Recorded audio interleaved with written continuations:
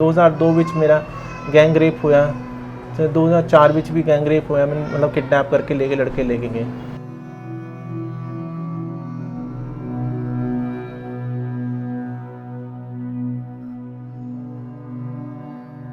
ਫਿਰ ਸਾਰਿਆਂ ਨੇ ਇੱਕ ਇੱਕ ਕਰਕੇ ਮੇਰੇ ਨਾਲ ਰੇਪ ਕੀਤਾ 8 ਮੁੰਡਿਆਂ ਨੇ। ਉਹ ਵੀ ਫਿਰ ਰੇਪ ਕਰਨ ਤੋਂ ਬਾਅਦ ਉਹਨਾਂ ਨੇ ਮੇਰੇ ਉੱਪਰ ਪਿਸ਼ਾਬ ਕਰਤਾ। ਕਹਿੰਦੇ ਤੁਸੀਂ ਲੋਕ ਨਾ ਗੰਦੇ ਹੁੰਦੇ।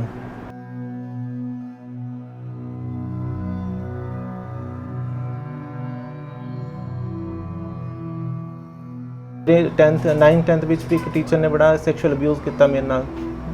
ਤੂੰ ਕਿਸੇ ਹੋਰ ਨੂੰ ਕਿਹਾ ਤਾਂ ਫਿਰ ਤੈਨੂੰ ਫੇਲ ਕਰ ਦਾਂਗੇ।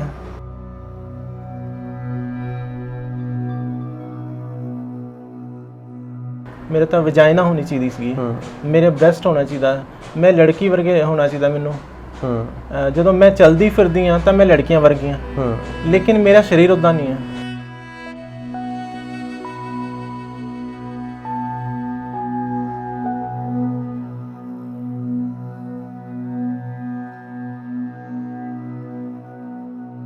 ਤੁਹਾਨੂੰ ਕੀ ਲੱਗਦਾ ਵੀ ਸਰਕਾਰ ਜ਼ਿੰਮੇਵਾਰ ਹੈ ਜਾਂ ਇਹ ਸਮਾਜ ਹੀ ਜਿਹੜਾ ਤੁਹਾਨੂੰ ਪਰੇਸ਼ਾਨ ਕਰਦਾ ਹੈ?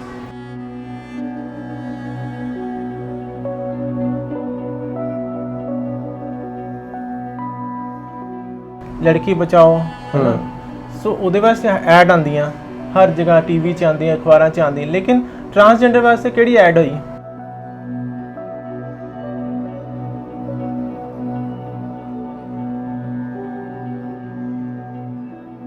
ਕਾਫੀ ਸਾਰੇ ਫਰੈਂਡਸ ਪੜ੍ਹਨਾ ਚਾਹੁੰਦੀਆਂ ਤੇ ਉਹਨਾਂ ਕੋਲ ਫੀਸ ਦੇਣ ਪੈਸੇ ਨਹੀਂ ਹੈ।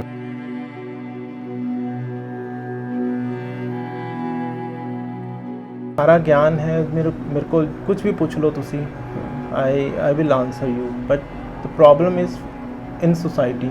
ਪ੍ਰੋਬਲਮ ਕਿੱਥੇ ਹੈ? ਸੁਸਾਇਟੀ ਵਿੱਚ ਹੈ।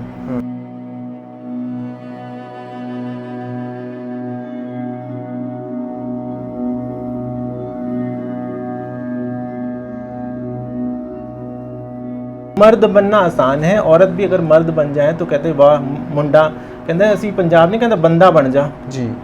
तो बंदा जो बन जाता तो सारे खुश होंगे कि चलो बंदा बन गया, लेकिन कोई ये तो नहीं कहता बंदी बन जा।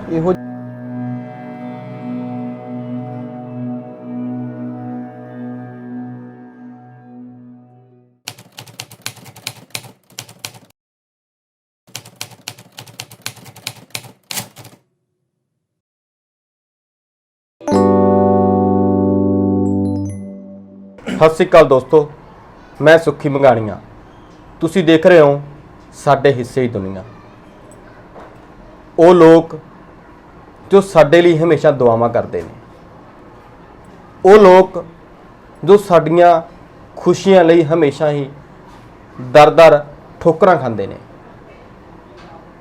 ਅਸੀਂ ਹੀ ਲੋਕ ਉਹਨਾਂ ਨੂੰ ਸਮਾਜ ਤੋਂ ਬਾਹਰ ਧੱਕ ਕੇ ਰੱਖਦੇ ਹਾਂ। ਅਸੀਂ ਹੀ ਉਹ ਲੋਕ ਹਾਂ ਜੋ ਉਹਨਾਂ ਨੂੰ ਸਮਾਜ ਤੋਂ ਬਾਹਰ ਕੱਢਿਆ ਹੋਇਆ ਹੈ। ਜ਼ਿੰਦਗੀ ਦੀਆਂ ਤੰਗੀਆਂ ਤੁਰਸ਼ੀਆਂ ਸੰਤਾਪ ਹੰਡਾਉਂਦੇ ਹੋਏ ਇੱਕ ਲੰਮਾ ਸਫ਼ਰ ਤੈਅ ਕੀਤਾ ਧਨੰਜੇ ਚੌਹਾਨ ਜੀ ਨੇ। ਤੁਹਾਡੇ ਰੂਬਰੂ ਕਰਾਉਂਦੇ ਆ ਧਨੰਜੇ ਚੌਹਾਨ ਜੀ ਨੂੰ। ਸਤਿ ਸ਼੍ਰੀ ਅਕਾਲ ਜੀ। ਸਤਿ ਸ਼੍ਰੀ ਅਕਾਲ। ਧਨੰਜੇ ਜੀ, ਤੁਹਾਨੂੰ ਅਸੀਂ ਪਹਿਲੀ ਵਾਰ ਪੰਜਾਬੀ ਯੂਨੀਵਰਸਿਟੀ ਪਟਿਆਲਾ ਸੁਣਿਆ, ਪਰ ਅਫਸੋਸ ਅੱਜ ਅਸੀਂ ਆਏ ਹਾਂ ਤੁਹਾਡੇ ਕੋਲੇ 10 ਬਾਈ 10 ਦੇ ਕਮਰੇ ਦੇ ਵਿੱਚ, ਉਹਦੇ ਵਿੱਚ ਹੀ ਬਾਥਰੂਮ, ਉਹਦੇ ਵਿੱਚ ਹੀ ਰਸੋਈ। ਇਹ ਸੰਤਾਪ ਬਹੁਤ ਔਖਾ ਹੰਡਾਉਣਾ। ਸਭ ਤੋਂ ਪਹਿਲੇ ਤਾਂ ਮੈਂ ਆਪ ਨੂੰ, ਸਾਰੇ ਦਰਸ਼ਕਾਂ ਨੂੰ ਬਹੁਤ ਬਹੁਤ ਧੰਨਵਾਦ ਕਰਦੀ ਹਾਂ ਤੇ ਮੈਂ ਤੁਹਾਡੇ ਰਾਹੀਂ ਸਾਰੇ ਦੁਨੀਆ ਨੂੰ ਮੈਸੇਜ ਦੇਣਾ ਚਾਹੁੰਦੇ ਕਿ ਪੜ੍ਹਾਈ ਲਿਖਾਈ ਸਭ ਕੁਝ ਕਰਨ ਤੋਂ ਬਾਅਦ, ਕਿਉਂਕਿ ਦੁਨੀਆ ਜਦੋਂ ਅਸੀਂ ਲਾਂਭੇ ਦਿੰਦੀ ਸੀਗੀ ਕਿ ਪੜ੍ਹਦੇ ਨਹੀਂ ਲਿਖਦੇ ਨਹੀਂ ਹੈ, ਸੈਕਸ ਵਰਕ 'ਚ ਹੈ, ਵਧਾਈ ਮੰਗਦੇ, ਭੀਖ ਮੰਗਦੇ ਆ, ਹਰ ਕੁਝ ਜੋ ਵੀ ਹੈ ਉਹਨਾਂ ਦੇ ਤਰਫ ਤੋਂ ਜੋ ਵੀ ਉਹਨਾਂ ਨੂੰ ਲੱਗਦਾ ਹੈ ਕਿ ਗਲਤ ਕੰਮ ਕਰਦੇ ਆ, ਚਲੋ ਅਸੀਂ ਉਹ ਛੱਡ ਕੇ ਸਭ ਕੁਝ ਖਤਮ ਕਰਕੇ ਆਪਣੀ ਜ਼ਿੰਦਗੀ ਦੁਬਾਰਾ ਤੋਂ ਮੁੜ ਕੇ ਅਸੀਂ ਦੁਬਾਰਾ ਸ਼ੁਰੂ ਕਰ ਰਹੇ ਹਾਂ। ਦੁਬਾਰਾ ਸ਼ੁਰੂ ਵੀ ਕੀਤੀ ਹੈ, ਸੰਘਰਸ਼ ਕੀਤਾ। ਇਹ ਨਹੀਂ ਕਿ ਮੈਂ ਕਦੀ ਵਧਾਈ 'ਚ ਨਹੀਂ ਰਹੀ, ਕਿਉਂਕਿ ਮੈਂ ਹਮੇਸ਼ਾ अलग रास्ता अपनाया। मैं कोशिश कर रही थी कि मैं अपना अलग रास्ता अपनावा। मैं ਇਹ ਵੀ ਕਰ ਸਕਦੀ ਸੀ ਕਿ ਵਧਾਈਆਂ 'ਚ ਜਾਵਾਂ, ਬਟ ਮੈਂ ਉਹ ਰਸਤਾ ਅਪਣਾਇਆ ਨਹੀਂ ਤੇ ਅੱਜ ਮੈਂ ਅਲੱਗ ਮੁਕਾਮ ਆਪਣਾ ਹਾਸਿਲ ਕੀਤਾ। ਲੇਕਿਨ ਸਿਖਰ ਤੇ ਪਹੁੰਚਣ ਤੋਂ ਬਾਅਦ ਵੀ ਜਦੋਂ ਅਸੀਂ ਉੱਪਰ ਚੜ੍ਹ ਕੇ ਦੇਖਦੇ ਹਾਂ ਕਿ ਨੀਚੇ ਤਾਂ ਸਾਡੀ ਜ਼ਮੀਨ ਵੀ ਨਹੀਂ ਆ, ਅਸੀਂ ਹਵਾਵਾਂ 'ਚ ਹੀ ਤੈਰ ਰਹੇ ਹਾਂ। ਤੁਸੀਂ ਇੰਨੇ ਛੋਟੇ ਕਮਰੇ 'ਚ ਤੇ ਐਡਾ ਮਾੜਾ ਏਰੀਆ ਜਿੱਥੇ ਤੁਸੀਂ ਰਹਿੰਦੇ ਹੋ, ਜਿੱਥੇ ਗਲੀਆਂ ਕੱਚੀਆਂ ਨੇ, ਪਾਣੀ ਮੀਂਹ ਆਏ ਤੋਂ ਘਰਾਂ 'ਚ ਪਾਣੀ ਭਰ ਜਾਂਦਾ ਹੈ ਤੇ ਆਲੇ ਦੁਆਲੇ ਮੁਸ਼ਕ ਮਾਰਦੀ ਹੈ, ਇਹੋ ਜਿਹੇ ਏਰੀਆ 'ਚ ਕਿਉਂ ਰਹਿ ਰਹੇ ਹੋ? ਕੋਈ ਖਾਸ ਮਜਬੂਰੀ ਹੈ? ਮਜਬੂਰੀ ਹੈ। ਇੱਕ ਤਾਂ ਪਹਿਲੀ ਗੱਲ ਤਾਂ ਫਾਈਨੈਂਸ਼ੀਅਲ ਸਭ ਤੋਂ ਵੱਡੀ ਪ੍ਰੋਬਲਮ ਹੈ, ਫਾਈਨੈਂਸ਼ੀਅਲ ਪ੍ਰੋਬਲਮ ਹੈ। ਚਲੋ ਫਾਈਨੈਂਸ਼ੀਅਲ ਵੀ ਨਹੀਂ ਕਿ ਅਸੀਂ ਸੁੱਕੀ ਰੁੱਕੀ ਰੋਟੀ ਖਾ ਕੇ ਵੀ ਗੁਜ਼ਾਰਾ ਕਰ ਦਿੰਦੇ ਹਾਂ, ਬਟ ਜਦੋਂ ਅਸੀਂ ਅੱਛੇ ਪੌਸ਼ ਏਰੀਆ 'ਚ ਜਾਂ ਅੱਛੇ ਏਰੀਆ 'ਚ ਮਕਾਨ ਲੈਣ ਦੀ ਕੋਸ਼ਿਸ਼ ਵੀ ਕਰਦੇ ਹਾਂ ਤਾਂ ਉਹ ਲੋਕਾਂ ਦੇ ਅੰਦਰ ਨਾ ਮਤਲਬ ਜਜਮੈਂਟਲ ਹੈ, ਟੈਬੂ ਹੈ ਕਿ ਇਹ ਲੋਕ ਇੱਥੇ ਆਣਗੇ ਮਾਹੌਲ ਖ਼ਰਾਬ ਕਰਨਗੇ। ਹਾਲਾਂਕਿ ਇੱਦਾਂ ਦੀ ਕੋਈ ਵੀ ਗੱਲ ਨਹੀਂ ਹੈ ਤੇ ਇਸ ਕਰਕੇ ਸਾਨੂੰ ਮਕਾਨ ਵੀ ਕੋਈ ਦਿੰਦਾ ਨਹੀਂ ਹੈ। ਜਿੰਨੇ ਵੀ ਤੁਸੀਂ ਟਰਾਂਸਜੈਂਡਰ ਨੂੰ ਕੋਈ ਵੀ ਜਿੱਥੇ ਵੀ ਜਾਓਗੇ ਤਾਂ ਦੇਖੋਗੇ ਤੁਸੀਂ ਆਈਸੋਲੇਟਡ ਏਰੀਆਜ਼ ਵਿੱਚ ਰਹਿੰਦੇ ਆ ਜੀ, ਠੀਕ ਹੈ ਨਾ। ਜਾਂ ਤਾਂ ਬਹੁਤ ਜ਼ਿਆਦਾ ਕੋਈ ਪੈਸਾ ਆਪਣਾ ਹੋਵੇ ਤੇ ਉਹ ਵੱਖਰੀ ਗੱਲ ਹੈ ਜੀ, ਬਟ ਉਹਨਾਂ ਨੂੰ ਵੀ ਬਹੁਤ ਸਾਰਾ ਇੱਧਰ ਉੱਧਰ ਦੇਖਣਾ ਪੈਂਦਾ ਸਮਾਜ ਵਿੱਚ, ਕਿਉਂਕਿ ਪੈਸਾ ਹੋਣਾ ਵੀ ਸਭ ਕੁਝ ਨਹੀਂ, ਗਰੰਟੀ ਨਹੀਂ ਕਿ ਤੁਹਾਨੂੰ ਇੱਜ਼ਤ ਮਿਲੇਗੀ ਜੀ। ਪੈਸਾ ਹੋਣਾ ਕੋਈ ਗਰੰਟੀ ਨਹੀਂ ਕਿ ਇੱਜ਼ਤ ਦੀ, ਲੇਕਿਨ ਫਿਰ ਵੀ ਮੈਂ ਇੰਨੀ ਮੁਸ਼ਕਿਲਾਤ ਵਿੱਚ ਰਹਿ ਕੇ ਵੀ ਦੂਸਰਿਆਂ ਵਾਸਤੇ ਕੰਮ ਕਰ ਰਹੀ ਕਿ ਚਲੋ ਮੈਂ ਜਿਸ ਤਰ੍ਹਾਂ ਵੀ ਜ਼ਿੰਦਗੀ ਗੁਜ਼ਾਰ ਰਹੀ ਹਾਂ, ਲੇਕਿਨ ਮੈਂ ਬਾਕੀ ਲੋਕਾਂ ਦੇ ਵਾਸਤੇ ਰਸਤੇ ਖੋਲ੍ਹ ਰਹੀ ਹਾਂ ਜਗ੍ਹਾ ਜਗ੍ਹਾ। ਜੇ ਪਹਿਲੇ ਮੈਂ ਐਜੂਕੇਸ਼ਨ ਵਿੱਚ, ਫਿਰ ਹੁਣ ਜੌਬ ਦੀਆਂ, ਸੋ ਇਹ ਸਾਰੀ ਚੀਜ਼ਾਂ ਆਪਣੇ ਆਪ ਮੁਸੀਬਤ ਝੇਲ ਕੇ ਤਾਂ ਸਾਰੀ ਜ਼ਿੰਦਗੀ ਮੁਸੀਬਤਾਂ ਹੀ ਝੇਲੀਆਂ ਜੀ, ਤੇ ਹੁਣ ਵੀ ਝੇਲ ਰਹੇ ਹਾਂ। ਹੁਣ ਇਹ ਕਿ 50 ਸਾਲ ਦੀ ਉਮਰ ਹੋ ਗਈ ਆ, ਹੁਣ ਇੰਨੀ ਜ਼ਿਆਦਾ ਖੁਆਇਸ਼ਾਂ ਨਹੀਂ ਰਹਿ ਗਈ। ਜੋ ਵੀ ਇਹ ਪਰਮਾਤਮਾ ਨੇ ਜਿੱਥੇ ਵੀ ਰੱਖਿਆ ਹੈ, ਜਿਸ ਵੀ ਥਾਂ ਰੱਖਿਆ ਹੈ, ਮਜਬੂਰੀ ਹੈ। ਮਤਲਬ ਸਮਝ ਲਓ ਕਿ ਮਤਲਬ ਅਸੀਂ ਕਹਿ ਵੀ ਨਹੀਂ ਸਕਦੇ ਉਹ ਸ਼ਬਦਾਂ ਨੂੰ। ਤੁਹਾਡਾ ਜਨਮ ਹੈ ਉਹ ਕਿਸ ਰੂਪ 'ਚ ਪੈਦਾ ਹੋਇਆ? ਮੇਰਾ ਜਨਮ ਵੈਸੇ ਉੱਤਰਾਖੰਡ ਵਿੱਚ ਹੋਇਆ ਸੀਗਾ ਔਰ ਮੈਂ ਇੱਕ ਲੜਕੇ ਦੇ ਸਰੀਰ 'ਚ ਪੈਦਾ ਹੋਈ ਸੀ। ਹਾਂ, ਲੇਕਿਨ 3 ਸਾਲ ਤੇ 5 ਸਾਲ ਦੀ ਉਮਰ ਵਿੱਚ ਮੈਂ 5 ਸਾਲ ਤੱਕ ਆਉਂਦੇ ਮੈਂ ਆਪਣੇ ਆਪ ਨੂੰ ਇੱਕ ਲੜਕੀ ਦੇ ਰੂਪ 'ਚ ਹੀ ਦੇਖਿਆ ਹਮੇਸ਼ਾ। ਉਸ ਤੋਂ ਬਾਅਦ ਮੈਂ ਹਮੇਸ਼ਾ ਲੜਕੀ ਦੇ ਰੂਪ 'ਚ ਹੀ ਦੇਖਿਆ ਆਪਣੇ ਆਪ ਨੂੰ, ਬਿਕੋਜ਼ ਇਹ ਸਾਇੰਟੀਫਿਕਲੀ ਅਗਰ ਵਿਗਿਆਨਿਕ ਰੂਪ 'ਤੇ ਵੀ ਤੁਸੀਂ ਰਿਸਰਚ ਕਰੋਗੇ, ਪੂਰੀ ਦੁਨੀਆ ਦੀ ਜਿਹੜੀ ਸਾਈਕੋਲੋਜੀਕਲ ਐਸੋਸੀਏਸ਼ਨ ਹੈ ਜਾਂ ਸਾਈਕੈਟਰਿਸਟ ਹੈ ਜਾਂ ਬਾਇਓਲੋਜਿਸਟ ਹੈ, ਬਿਕੋਜ਼ ਇਹ ਵਿਗਿਆਨਿਕ ਵਿਸ਼ਾ ਹੈਗਾ ਤੇ ਉਹਦੇ ਵਿੱਚ ਕੀ ਹੁੰਦਾ ਹੈ ਕਿ ਸਾਈਕੋਲੋਜੀਕਲ ਸੈਕਸ ਤੇ ਬਾਇਓਲੋਜੀਕਲ ਸੈਕਸ ਜਦੋਂ ਮਿਸਮੈਚ ਹੋ ਜਾਂਦਾ ਹੈ, ਉਸ ਸਮੇਂ ਇਹ ਬਿਲਕੁਲ ਅਜੀਬ ਪਰਿਸਥਿਤੀ ਉਸ ਬੱਚੇ ਵਾਸਤੇ ਸਾਹਮਣੇ ਖੜੀ ਹੋ ਜਾਂਦੀ ਹੈ ਕਿ ਕਿਉਂਕਿ ਸਰੀਰ ਔਰ ਦਿਮਾਗ ਦੋਨੋਂ ਅਲੱਗ-ਅਲੱਗ ਕੰਮ ਕਰਦੇ ਹਨ। ਜਦੋਂ ਉਹ ਆਪਸ 'ਚ ਉਹਨਾਂ ਦਾ ਜਿਸ ਤਰ੍ਹਾਂ ਕੋਈ ਕਰੰਟ ਨਹੀਂ ਆਉਂਦਾ ਕਿਸੇ ਦੇ ਪੰਖੇ 'ਚ ਤਾਂ ਉਹ ਪੱਖਾ ਚੱਲੇਗਾ ਨਹੀਂ। ਤਾਂ ਇਸੇ ਤਰ੍ਹਾਂ ਸਾਡਾ ਦਿਮਾਗ ਜਿਹੜਾ ਹੈ ਉਹ ਸਰੀਰ ਨੂੰ ਕੋਈ ਮੈਸੇਜ ਨਹੀਂ ਦਿੰਦਾ ਹੈ ਮਰਦ ਹੋਣ ਦਾ, ਉਹ ਫੀਲ ਨਹੀਂ ਕਰਵਾਉਂਦਾ। ਸੋ ਬਚਪਨ ਤੋਂ ਲੈ ਕੇ, ਕਿਉਂਕਿ ਸਮਾਜ ਨੇ ਤਾਂ ਸਿਰਫ ਸਰੀਰ ਦੇਖਣਾ ਹੈ, ਉਹ ਦਿਮਾਗ ਤਾਂ ਦੇਖਦਾ ਨਹੀਂ, ਕਿਉਂਕਿ ਸਾਡਾ ਬ੍ਰੇਨ ਸਾਡਾ ਪ੍ਰੋਗਰਾਮਿੰਗ ਹੈ। ਜਿਸ ਤਰ੍ਹਾਂ ਕੰਪਿਊਟਰ ਹੈ, ਹਾਰਡਵੇਅਰ ਨਾਲ ਤਾਂ ਕੰਪਿਊਟਰ ਨਹੀਂ ਚੱਲਦਾ, ਠੀਕ ਹੈ, ਉਹ ਸਿਰਫ ਪੁਰਜੇ ਹੈ। ਸਾਡਾ ਸਰੀਰ ਨੂੰ ਕੌਣ ਚਲਾ ਰਿਹਾ? ਦਿਮਾਗ ਚਲਾ ਰਿਹਾ। ਦਿਮਾਗ ਹੀ ਮੈਸੇਜ ਦੇ ਰਿਹਾ। ਤੁਸੀਂ ਦੇਖਦੇ ਹੋ, ਸੁਣਦੇ ਹੋ, ਸਭ ਕੁਝ ਮੈਸੇਜ ਦਿਮਾਗ ਕੋਲ ਪਹੁੰਚ ਰਿਹਾ। ਦਿਮਾਗ ਅੱਗੇ ਤੁਹਾਡਾ ਹੱਥ ਹਿਲਾਉਂਦਾ ਜਾਂ ਅੱਖਾਂ ਨੂੰ, ਹਰ ਚੀਜ਼ ਨੂੰ ਉਹ ਮੈਸੇਜ ਪਾਸ ਕਰਦਾ। ਸੋ ਸਾਡੇ ਬਚਪਨ ਤੋਂ ਮੈਨੂੰ ਇਹ ਮਹਿਸੂਸ ਹੋਇਆ ਕਿ ਮੈਂ ਲੜਕੀ ਹਾਂ ਔਰ ਸਮਾਜ ਨਾਲ ਇਹ ਟਕਰਾਵ ਸ਼ੁਰੂ ਤੋਂ ਬਣਿਆ ਰਿਹਾ। ਪਹਿਲੀ ਵਾਰੀ ਕਦੋਂ ਅਹਿਸਾਸ ਹੋਇਆ ਕਿ ਮੈਂ ਲੜਕੇ ਤਾਂ ਪੈਦਾ ਹੋ ਗਈ, ਮੇਰੇ ਅੰਦਰ ਇੱਕ ਔਰਤ ਵਸਦੀ ਹੈ, ਕੁੜੀ ਵਸਦੀ ਹੈ ਮੇਰੇ ਅੰਦਰ? ਫਿਰ ਉਦੋਂ ਤੁਹਾਡਾ ਕੀ ਰਿਐਕਸ਼ਨ ਸੀ? ਜਿਹੜੇ ਮਾਂ ਪਿਓ, ਤੁਹਾਡੇ ਰਿਸ਼ਤੇ ਨਾਤੇ, ਉਹਨਾਂ ਨੇ ਤੁਹਾਨੂੰ ਸੰਭਾਲਿਆ ਜਾਂ ਉਹਨਾਂ ਨੇ ਵੀ, ਅਸੀਂ ਜਿਹੜੇ ਸੁਣਦੇ ਹਾਂ ਵੀ ਸਮਾਜ ਦਰਕਾਰ ਦਿੰਦਾ, ਪਰਿਵਾਰ ਘਰੋਂ ਕੱਢ ਦਿੰਦਾ, ਤੁਹਾਡੇ ਨਾਲ ਵੀ ਅਜਿਹਾ ਕੁਝ ਵਾਪਰਿਆ? ਬਿਲਕੁਲ, ਸਾਰੇ ਟਰਾਂਸਜੈਂਡਰ ਨਾਲ, ਜਿਹੜੇ ਟਰਾਂਸ ਵੂਮਨ ਖਾਸ ਕਰਕੇ ਜਿਹੜੇ ਟਰਾਂਸ ਵੂਮਨ, ਕਿਉਂਕਿ ਟਰਾਂਸਜੈਂਡਰ ਇੱਕ ਅੰਬ੍ਰੈਲਾ ਟਰਮ ਹੈ, ਉਹਦੇ ਵਿੱਚ trans woman and trans man ਆਉਂਦਾ ਹੈ, female to male, male to female, ਠੀਕ, ਬਾਕੀ ਹੋਰ ਵੀ ਹੁੰਦੇ, ਲੇਕਿਨ ਮੇਜਰਲੀ ਜਿਹੜਾ ਮੇਨ ਜੋ ਦੋ ਹੈ ਲੋਕ, ਬਾਕੀ ਹੋਰ ਹੈ, ਲੇਕਿਨ ਜਿਹੜੇ ਸਾਡੇ ਲਾਅ ਵਿੱਚ ਲਾਅ ਪਾਸ ਹੋਇਆ transgender person protection bill pass ਹੋਇਆ 2019 ਵਿੱਚ ਪਾਰਲੀਮੈਂਟ 'ਚ, ਉਹਦੇ ਵਿੱਚ trans woman and trans man the mainly ਇਹ ਲਿਖਿਆ ਗਿਆ। ਔਰ ਬਚਪਨ ਤੋਂ, ਕਿਉਂਕਿ ਜਿਹੜਾ ਭੇਦਭਾਵ ਹੈ ਉਹ ਬਚਪਨ ਤੋਂ ਸ਼ੁਰੂ ਹੋ ਜਾਂਦਾ ਔਰ 10-12 ਸਾਲ ਤੱਕ ਆਉਂਦੇ ਇੰਨਾ ਮੁਸ਼ਕਿਲ ਨਹੀਂ ਹੁੰਦੇ, ਕਿਉਂਕਿ ਕੁੜੀ ਮੁੰਡਾ ਇੱਕੋ ਹੀ ਵਰਗੇ ਹੁੰਦੇ। ਬਾਇਓਲੋਜੀਕਲੀ ਅੰਡਰਵੇਅਰ ਵਿੱਚ ਤਾਂ ਸਾਰੇ ਅਲੱਗ-ਅਲੱਗ ਹੁੰਦੇ, ਲੇਕਿਨ ਸਰੀਰ ਦੇ ਹਿਸਾਬ ਨਾਲ ਦੋਨਾਂ ਦੇ ਮੁੱਛ ਦਾੜੀ ਨਹੀਂ ਹੁੰਦੀਆਂ। 12-13 ਸਾਲ ਦੀ ਉਮਰ ਤੋਂ ਬਾਅਦ ਹੀ ਮੁੱਛ ਦਾੜੀ ਆਦਮੀ ਦੇ ਅਲੱਗ ਆਉਂਦੀ ਤੇ ਕੁੜੀਆਂ ਦੇ ਸਰੀਰ ਦਾ ਵਿਕਾਸ ਅਲੱਗ ਤਰ੍ਹਾਂ ਹੁੰਦਾ। ਉਸ ਉਸ ਟਾਈਮ ਤੋਂ ਫਿਰ ਜ਼ਿਆਦਾ ਭੇਦਭਾਵ ਸ਼ੁਰੂ ਹੋ ਜਾਂਦਾ, ਲੇਕਿਨ ਉਸ ਤੋਂ ਪਹਿਲੇ ਸੈਕਸ਼ੂਅਲ ਅਬਿਊਜ਼ ਬਹੁਤ ਹੁੰਦੇ। ਅੜੋਸ ਪੜੋਸ ਦੇ ਜਿਹੜੇ ਮੁੰਡੇ ਹੈ, ਕਲਾਸ ਵਿੱਚ ਹੈ, ਸੀਨੀਅਰਸ ਮੁੰਡੇ ਹੈ, ਸਕੂਲ ਵਿੱਚ ਪੜ੍ਹਨ ਨਹੀਂ ਦਿੰਦੇ। ਮੇਰੀ ਫਰੈਂਡ ਹੈਗੀ, ਹੁਣ ਉਹ ਵੀ ਅਮਰੀਕਾ 'ਚ ਹੈ। ਉਹਨੇ ਮੈਨੂੰ ਕਿਤੇ ਕਿਸੇ ਚੈਨਲ 'ਚ ਸੁਣਿਆ ਉਹਨੇ ਮੇਰਾ, ਅਤੇ ਉਹਨੇ ਮੈਨੂੰ ਫੇਸਬੁੱਕ 'ਚ ਮੈਸੇਜ ਕੀਤਾ ਕਿ ਹਾਈ ਤੂੰ ਮੇਰੇ ਨਾਲ ਪੜ੍ਹੀ ਆ, ਅਤੇ ਤੂੰ ਉਸ ਟਾਈਮ ਮਤਲਬ ਲੜਕਾ ਸੀ, ਅਤੇ ਪਰ ਸਾਨੂੰ ਕਦੀ ਪਤਾ ਨਹੀਂ ਚੱਲਿਆ। ਉਹ ਹੁਣ ਕੱਲ੍ਹ ਵੀ ਗੱਲ ਹੋਈ, ਜਿਹੜਾ ਬੈੱਡ ਹੁਣ ਭੇਜਿਆ ਕਿਸੇ ਨੇ ਮੈਨੂੰ, ਉਹਨਾਂ ਨੇ ਸਪੇਅਰ ਸੀਗਾ ਬੈੱਡ, ਉਹਨਾਂ ਨੇ ਕਿਹਾ ਤੇਰੇ ਕੋਲ ਬੈੱਡ ਹੈ ਨਹੀਂ, ਹਾਲਾਂਕਿ 2 ਮਹੀਨੇ ਪਹਿਲੇ ਕਿਹਾ ਸੀ, ਫਿਰ ਮੈਨੂੰ ਮਜਬੂਰੀ 'ਚ ਬੈੱਡ ਲੈਣਾ ਪਿਆ।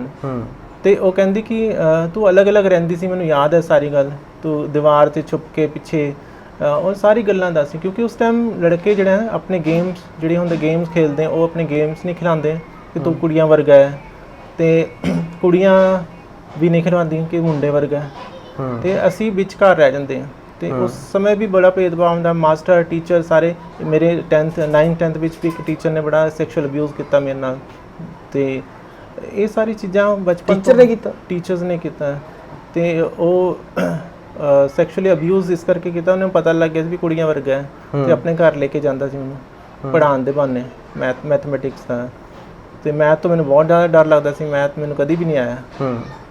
ਸੋ ਉਹ ਉਸ ਚੀਜ਼ ਦਾ ਉਸਨੇ ਯੂਜ਼ ਕੀਤਾ, ਫਿਰ ਸੈਕਸ਼ੂਅਲ ਅਬਿਊਜ਼ ਹੌਲੀ ਹੌਲੀ ਕਰਦਾ ਰਿਹਾ। ਔਰ ਫਿਰ ਉਸਨੇ ਮੈਨੂੰ ਡਰਾਇਆ ਵੀ ਕਿ ਜੇ ਤੂੰ ਕਿਸੇ ਹੋਰ ਨੂੰ ਕਿਹਾ ਤਾਂ ਫਿਰ ਤੈਨੂੰ ਫੇਲ ਕਰ ਦਾਂਗੇ। ਇਹ ਸਭ ਚੱਲਦਾ ਰਿਹਾ। ਉਸ ਤੋਂ ਬਾਅਦ ਵੀ ਅੜੋਸ ਪੜੋਸ ਦੇ ਮੁੰਡੇ ਹੈ, ਉਹ ਛੇੜਦੇ ਸੀਗੇ। ਹਾਲਾਂਕਿ ਮੇਰੇ ਫਾਦਰ ਪੰਜਾਬ ਯੂਨੀਵਰਸਿਟੀ 'ਚ ਜੋਬ ਕਰਦੇ ਸੀਗੇ। ਸੋ ਸਭ ਤੋਂ ਵੱਡੀ ਗੱਲ, ਸਭ ਤੋਂ ਪ੍ਰੋਬਲਮੈਟਿਕ ਜਿਹੜੀ ਹੈ ਨਾ ਸਮੱਸਿਆ ਖੜੀ ਕਰਨ ਵਾਲੀ, ਕਿ ਮੈਂ ਆਪਣੇ ਸ਼ਹਿਰ ਵਿੱਚ ਹੀ ਇੱਕ ਪੈਂਟ ਤੋਂ ਸਾੜੀ ਵਿੱਚ ਆਈ ਹਾਂ, ਔਰ ਸਾਰਿਆਂ ਨੂੰ ਪਤਾ ਹੈ ਕਿ ਮੈਂ ਲੜਕਾ ਸੀਗੀ ਅਤੇ ਹੁਣ ਲੜਕੀ ਹਾਂ। ਔਰ ਬਚਪਨ ਤੋਂ ਇਹ ਵੀ ਪਤਾ ਸੀ ਲੋਕਾਂ ਨੇ ਕੁੜੀਆਂ ਵਰਗਾ ਮੁੰਡਾ ਹੈ, ਅਤੇ ਇਸ ਕਰਕੇ ਡਿਸਕ੍ਰਿਮੀਨੇਸ਼ਨ ਮੇਰੇ ਨਾਲ ਬਹੁਤ ਜ਼ਿਆਦਾ ਹੈ। ਕਿਉਂਕਿ ਜਾਂ ਤਾਂ ਮੈਂ ਇੱਥੋਂ ਭੱਜ ਕੇ ਮੁੰਬਈ ਚਲੇ ਜਾਂਦੀ, ਜਾਂ ਹੋਰ ਕਿਸੇ ਹੋਰ ਸ਼ਹਿਰ ਜਾ ਕੇ, ਹੋਰ ਕਿਸੇ ਸ਼ਹਿਰ ਵਿੱਚ ਜਾ ਕੇ, ਮਤਲਬ ਮੈਨੂੰ ਕੋਈ ਪਹਿਚਾਣਦਾ ਨਹੀਂ। ਜੇ ਮੈਂ ਸਾੜੀ ਵੀ ਪਾ ਲੈਂਦੀ, ਮੈਨੂੰ ਕੌਣ ਪਹਿਚਾਣਦਾ, ਮੇਰਾ ਬੈਕ ਹਿਸਟਰੀ ਤਾਂ ਕਿਸੇ ਨੂੰ ਪਤਾ ਨਹੀਂ ਲੱਗਣੀ ਸੀਗੀ। ਸੋ ਇਹ ਸਭ ਚੀਜ਼ਾਂ, ਲੇਕਿਨ ਮੈਂ ਬੜੀ ਹਿੰਮਤ ਕਰਕੇ, ਬੜੇ ਦੁਸਸਾਹਸ ਜਿਹੜੇ ਕਹਿੰਦੇ ਨੇ, ਬੜੀ ਢੀਠ ਬਣਨਾ ਕਿ ਮੈਂ ਆਪਣੇ ਸ਼ਹਿਰ 'ਚ ਹੀ ਬਦਲਣਾ। ਐਂਡ ਦੁਨੀਆ ਇਸੇ ਕਰਕੇ ਹੁਣ ਜਿਹੜਾ ਥੋੜ੍ਹਾ ਬਹੁਤ ਚੇਂਜ ਆਇਆ ਹੈ, ਇਸੇ ਕਰਕੇ ਆਇਆ, ਬਿਕੋਜ਼ ਲੋਕਾਂ ਨੂੰ ਪਤਾ ਨਹੀਂ ਹੁੰਦਾ ਸੀਗਾ ਕਿ ਇਹ ਕਿਵੇਂ, ਜਿਸ ਤਰ੍ਹਾਂ ਕਈ ਲੋਕ ਕਹਿੰਦੇ ਕਿ ਇਹ ਤਾਂ ਪਤਾ ਨਹੀਂ ਬਚਪਨ ਤੋਂ ਇੱਦਾਂ ਪੈਦਾ ਹੁੰਦੇ ਹੈ, ਇਹ ਸਭ ਇੱਦਾਂ ਚੀਜ਼ਾਂ ਹੁਣ ਚੱਲਦੀਆਂ, ਬਟ ਇਹ ਸਭ ਚੀਜ਼ ਲੋਕਾਂ ਦੇ ਦਿਮਾਗ ਦੇ ਵਿੱਚ ਬਹੁਤ ਸਾਰੇ ਸਵਾਲ ਨੇਗੇ, ਕਿੰਨਰ, ਹਿਜੜਾ, ਖੁਸਰਾ, ਵੀ ਉਹਨਾਂ ਦੀ ਜਿਹੜਾ ਲਿੰਗਕ ਭਾਵਨਾ ਹੈ, ਜਾਂ ਇਸ ਤਰ੍ਹਾਂ ਦੇ ਅਲੱਗ-ਅਲੱਗ ਸਵਾਲ ਨੇ ਲੋਕਾਂ ਦੇ। ਜੀ ਜੀ, ਤੁਸੀਂ ਮਾੜਾ ਜਿਹਾ ਇਹਨੂੰ ਖੋਲ ਕੇ ਦੱਸੋ ਵੀ ਜਦੋਂ ਬੱਚਾ ਪੈਦਾ ਹੁੰਦਾ ਤਾਂ ਕਿਸ ਤਰ੍ਹਾਂ ਸਥਿਤੀ ਪੈਦਾ ਹੁੰਦਾ, ਦੇਖੋ ਉਹਦੇ ਲਿੰਗਕ ਅਵਸਥਾਵਾਂ ਜਿਹੜੀਆਂ ਉਹ ਕਿਵੇਂ ਹੁੰਦੀਆਂ ਨੇ? ਸਾਡੇ ਦੁਨੀਆ ਵਿੱਚ 3 ਤਰ੍ਹਾਂ ਦੇ ਹੀ ਇਨਸਾਨ ਜਦੋਂ ਪੈਦਾ ਹੁੰਦੇ, ਮੇਲ, ਫੀਮੇਲ ਜਾਂ ਇੰਟਰਸੈਕਸ। ਟਰਾਂਸਜੈਂਡਰ ਨਹੀਂ, ਇੰਟਰਸੈਕਸ। ਇੰਟਰਸੈਕਸ ਨੂੰ ਕਹਿੰਦੇ ਅਸੀਂ ਦੁਇਲਿੰਗੀ, ਜਾਂ ਫਿਰ ਜਿਹਦਾ ਲਿੰਗ ਨਹੀਂ ਹੁੰਦਾ ਜਾਂ ਆਇਡੈਂਟੀਫਾਈ ਨਹੀਂ ਕਰ ਪਾਉਂਦੇ, ਬਟ ਉਹ ਬਹੁਤ ਰੇਅਰ ਹੁੰਦੇ। 50 ਜਾਂ 1 ਲੱਖ ਵਿੱਚ ਜਾਂ 2 ਲੱਖ ਵਿੱਚ ਇੱਕ ਬੱਚਾ ਪੈਦਾ ਹੁੰਦਾ, ਠੀਕ ਹੈ ਨਾ। ਬਟ ਅਸੀਂ ਉਹਨੂੰ ਟਰਾਂਸਜੈਂਡਰ ਨਹੀਂ ਕਹਿ ਸਕਦੇ। ਵੀ ਟਰਾਂਸਜੈਂਡਰ ਹੁੰਦਾ ਜਿਹੜਾ ਆਪਣੀ ਮਰਜ਼ੀ ਨਾਲ ਟਰਾਂਸਫੋਰਮੇਸ਼ਨ ਕਰਦਾ। ਹਾਲਾਂਕਿ ਉਹ ਵੀ ਟਰਾਂਸਫੋਰਮੇਸ਼ਨ ਕਰੇਗਾ, ਲੇਕਿਨ ਪੈਦਾ ਹੁੰਦੇ ਕੋਈ ਵੀ ਬੱਚਾ ਜਦੋਂ ਪੈਦਾ ਹੁੰਦਾ ਤਾਂ ਇਹ ਤਾਂ ਨਹੀਂ ਕਹਿੰਦਾ ਮੈਂ ਕੁੜੀ ਆ ਗਿਆ ਜਾਂ ਮੁੰਡਾ ਆ ਗਿਆ, ਠੀਕ ਹੈ ਨਾ। ਉਹ ਸਿਰਫ ਸਰੀਰ ਲੈ ਕੇ ਪੈਦਾ ਹੁੰਦਾ। Gender is socially constructed. ਜਿਹੜਾ ਜੈਂਡਰ ਹੈ ਉਹ ਸਮਾਜ ਨੇ ਦਿੱਤਾ ਸਾਨੂੰ ਕਿ ਇਹ ਮੇਲ ਹੈ, ਫੀਮੇਲ ਹੈ ਜਾਂ ਇੰਟਰਸੈਕਸ ਹੈ। ਇੰਟਰਸੈਕਸ ਨੂੰ ਪੁਰਾਣੇ ਟਾਈਮ 'ਚ ਕਦੀ ਕਹਿੰਦੇ ਜਾਂ ਤਾਂ ਖੁਸਰੇ ਜਾਂ ਹਿਜੜਾ ਲੈ ਕੇ ਚਲੇ ਜਾਂਦੇ ਸੀਗੇ, ਲੇਕਿਨ ਹੁਣ ਇਹ ਸਭ ਚੀਜ਼ਾਂ ਖਤਮ ਹੋ ਗਈਆਂ। ਇਹ 3 ਲੋਕ ਪੈਦਾ ਹੁੰਦੇ, ਲੇਕਿਨ ਮੇਲ ਜਦੋਂ 3 ਜਾਂ 5 ਸਾਲ ਦੀ ਏਜ 'ਤੇ ਆਉਂਦਾ ਹੈ, ਉਹ ਆਪਣੇ ਆਪ ਨੂੰ ਜਾਂ ਤਾਂ ਮੇਲ ਆਪਣੇ ਆਪ ਆਇਡੈਂਟੀਫਾਈ ਕਰੇਗਾ, ਜਾਂ ਫਿਰ ਟਰਾਂਸ ਵੂਮਨ। ਉਹਨੂੰ ਲੱਗਦਾ ਕਿ ਮੈਂ ਉਸ ਸਰੀਰ 'ਚ, ਜਿਸ ਸਰੀਰ 'ਚ ਪੈਦਾ ਹੋਈ ਹਾਂ, ਉਹ ਸਰੀਰ ਮੇਰਾ ਨਹੀਂ ਆ, ਮੈਂ ਅਲੱਗ ਹਾਂ। ਇਸ ਤਰ੍ਹਾਂ ਜਿਹੜੇ ਫੀਮੇਲ ਪੈਦਾ ਹੁੰਦੀਆਂ, ਉਹ ਉਹਨਾਂ ਨੂੰ ਲੱਗਦਾ ਕਿ ਮੈਂ ਜਾਂ ਤਾਂ ਮੈਂ ਫੀਮੇਲ ਹਾਂ, ਜਾਂ ਫਿਰ ਮੈਂ ਫੀਮੇਲ ਨਹੀਂ, ਮੈਂ ਮੇਲ ਹਾਂ। ਉਹਨਾਂ ਨੂੰ ਕਹਿੰਦੇ ਟਰਾਂਸਮੈਨ, ਟਰਾਂਸਮੇਲ। ਜਿਹੜੇ ਇੰਟਰਸੈਕਸ ਹੁੰਦੇ, ਜਿਨ੍ਹਾਂ ਦਾ ਲਿੰਗ ਨਿਰਧਾਰਿਤ ਨਹੀਂ ਹੁੰਦਾ, ਉਹ ਜਾਂ ਤਾਂ ਫਿਰ ਆਪਣੇ ਆਪ ਨੂੰ ਆਇਡੈਂਟੀਫਾਈ ਮੇਲ ਕਰਨਗੇ ਜਾਂ ਫੀਮੇਲ।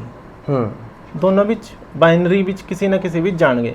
ਕੁਝ ਬੱਚੇ ਹੁੰਦਾ ਕਿ ਆਪਣੇ ਆਪ ਨੇ ਬਾਈਨਰੀ ਵਿੱਚ ਨਹੀਂ ਲਿਆਉਂਦੇ ਕਿ ਮੈਂ ਨਾ ਮੇਲ ਹਾਂ ਨਾ ਫੀਮੇਲ ਹਾਂ, ਸੋ ਇਹ ਸਾਰਾ ਬ੍ਰੇਨ ਦਾ ਕੰਮ ਹੈ, ਠੀਕ ਹੈ ਨਾ। ਅਸੀਂ ਜਦੋਂ ਪੈਦਾ ਹੋਏ ਤਾਂ ਮੇਲ ਪੈਦਾ ਹੋਏ, ਲੇਕਿਨ ਅਸੀਂ ਬਾਅਦ 'ਚ ਆਪਣੇ ਆਪ ਆਈਡੈਂਟੀਫਾਈ ਜਿਸ ਤਰ੍ਹਾਂ ਇੰਟਰਸੈਕਸ ਕਰਦੇ ਹਾਂ। ਇੰਟਰਸੈਕਸ ਜਿਹੜੇ ਬਾਇਓਲੋਜੀਕਲੀ ਆਈਡੈਂਟੀਫਾਈਡ ਨਹੀਂ ਹੁੰਦੇ ਕਿ ਮੇਲ ਹੈ ਫੀਮੇਲ, ਉਹ ਵੀ ਬਾਅਦ 'ਚ ਆਪਣੇ ਆਪ ਨੂੰ ਮੇਲ ਜਾਂ ਫੀਮੇਲ ਆਈਡੈਂਟੀਫਾਈ ਕਰਦੇ ਆ, ਠੀਕ ਹੈ ਨਾ। ਹੁਣ ਤਾਂ ਸਰਜਰੀ ਵੀ ਹੁੰਦੀ ਹੈ, ਤਾਂ ਸਰਜਰੀ ਨਾਲ ਬਾਅਦ 'ਚ 10-15 ਸਾਲ ਕਈ ਵਾਰੀ ਮਾਂ-ਬਾਪ ਗਲਤੀ ਕਰ ਦਿੰਦੇ, ਪੈਦਾ ਹੁੰਦੇ ਜਾਂ 2-4 ਸਾਲ ਬਾਅਦ ਉਹਦੇ ਸਰਜਰੀ ਕਰ ਮੇਲ ਕਰ ਦਿੰਦੇ, ਮੇਲ ਬਣਾ ਦਿੰਦੇ ਜਾਂ ਫੀਮੇਲ ਬਣਾ ਦਿੰਦੇ ਜਿਹੜੇ ਇੰਟਰਸੈਕਸ ਪੈਦਾ ਹੁੰਦੇ। ਬਟ ਉਸ ਟਾਈਮ ਨਹੀਂ ਕਰਨਾ ਚਾਹੀਦਾ, ਕਿਉਂਕਿ ਜੈਂਡਰ ਆਈਡੈਂਟੀਟੀ ਬਹੁਤ ਲੇਟ ਪਤਾ ਲੱਗਦੀ ਹੈ। ਆਈਡੈਂਟੀਫਾਈ ਜਦੋਂ ਅਸੀਂ ਵੀ ਕਹਿੰਦੇ ਸੀ 5 ਸਾਲ ਦੀ ਉਮਰ 'ਚ ਆਪਣੇ ਆਪ ਆਈਡੈਂਟੀਫਾਈ ਕਰ ਦਿੱਤਾ ਸੀ, ਲੇਕਿਨ ਇੰਨੀ ਜਲਦੀ ਵੀ ਸਰਜਰੀ ਨਹੀਂ ਕਰਨਾ ਚਾਹੀਦਾ, ਕਿਉਂਕਿ ਉਸ ਸਮੇਂ 15-16 ਸਾਲ 17 ਸਾਲ ਦਾ ਫਲੂਇਡਿਟੀ ਰਹਿੰਦੀ ਹੈ, ਫਲੂਇਡ ਰਹਿੰਦਾ ਹੈ, ਮਤਲਬ ਉਹਨੂੰ ਲੱਗਦਾ ਕਿ ਮੈਂ ਮੇਲ ਹਾਂ, ਫੀਮੇਲ ਹਾਂ, ਮੇਲ ਹੈ, ਫੀਮੇਲ ਹੈ। ਫਿਰ ਜਦੋਂ ਕਨਫਰਮ ਹੋ ਜਾਏ ਸਾਈਕੈਟਰਿਸਟ ਦੇ ਵੱਲੋਂ, ਜਦੋਂ ਸਰਟੀਫਿਕੇਟ ਮਿਲ ਜਾਂਦਾ ਕਿ yes now he can go under surgery, ਜਿਸ ਤਰ੍ਹਾਂ ਮੈਨੂੰ ਸਰਜਰੀ ਦਾ ਸਰਟੀਫਿਕੇਟ ਮਿਲਿਆ ਸਭ ਤੋਂ ਪਹਿਲੇ ਸਾਈਕੈਟਰਿਸਟ ਨੇ ਕਿ ਨਹੀਂ ਤੁਸੀਂ ਕਰਵਾ ਸਕਦੇ ਹੋ ਕਿਉਂਕਿ ਤੁਸੀਂ ਫੀਮੇਲ ਹੋ, ਠੀਕ ਹੈ ਨਾ। ਬ੍ਰੇਨ ਮਾਇਨੇ ਰੱਖਦਾ, ਬ੍ਰੇਨ ਹੀ ਸਾਰੀ ਬਾਡੀ ਨੂੰ ਬਿਲਕੁਲ ਸਟਰੋਂਗ ਕਰਦਾ। ਜਦੋਂ ਸਰਜਰੀ ਹੁੰਦੀ ਹੈ ਬ੍ਰੇਨ ਜਦੋਂ ਐਕਸੈਪਟ ਕਰ ਲੇਗਾ ਤਾਂ ਹੀ ਜਿਹੜਾ ਇਹ ਲਿੰਗ ਪਰਿਵਰਤਨ ਕਰਾਉਣ ਦਾ ਪ੍ਰੋਸੈਸ ਹੈ, ਠੀਕ ਹੈ। ਕਿਉਂਕਿ ਅਸੀਂ ਪਿਛਲੇ ਕਾਫੀ ਸਮੇਂ ਤੋਂ ਨਾ ਅਸੀਂ ਬਹੁਤ ਸਾਰੇ ਕਿੰਨਰ ਜਿਹਨੂੰ ਮਿਲਦੇ ਆ, ਉਹਨਾਂ ਤੋਂ ਜਦੋਂ ਅਸੀਂ ਫੀਮੇਲ ਨੂੰ ਮਿਲਦੇ ਆ ਹੈ ਨਾ, ਤਾਂ ਉਹ ਹਰ ਮਹਿਸੂਸ ਕਰਦਾ ਹੈ ਵੀ ਮੈਨੇ ਟ੍ਰਾਂਸਫੋਰਮੇਸ਼ਨ ਕਰਾਉਣੀ ਹੈ, ਵੀ ਮੈਨੇ ਸਰਜਰੀ ਕਰਾਉਣੀ ਹੈ। ਪਰ ਉਹਨਾਂ ਕੋਲੇ ਉਹਨਾਂ ਦੇ ਆਰਥਿਕ ਹਾਲਾਤ, ਉਹਨਾਂ ਕੋਲ ਉਹਨਾਂ ਪੈਸਾ ਨਹੀਂ ਹੈ। ਕਿੰਨਾ ਕੁ ਚਿਰ ਦਾ ਪ੍ਰੋਸੈਸ ਹੈ ਇਹ, ਕਿੰਨਾ ਕੁ ਚਿਰ ਪੈਸਾ ਲੱਗ ਜਾਂਦਾ, ਕੀ ਸਰਜਰੀ ਕਰਾਉਣਾ ਸਹੀ ਹੈ? ਦੇਖੋ, ਨਾ ਤੁਸੀਂ ਕਹਿ ਸਕਦੇ ਹੋ ਸਹੀ ਹੈ ਗਲਤ ਹੈ, ਨਾ ਮੈਂ ਕਹਿ ਸਕਦੀ ਹਾਂ।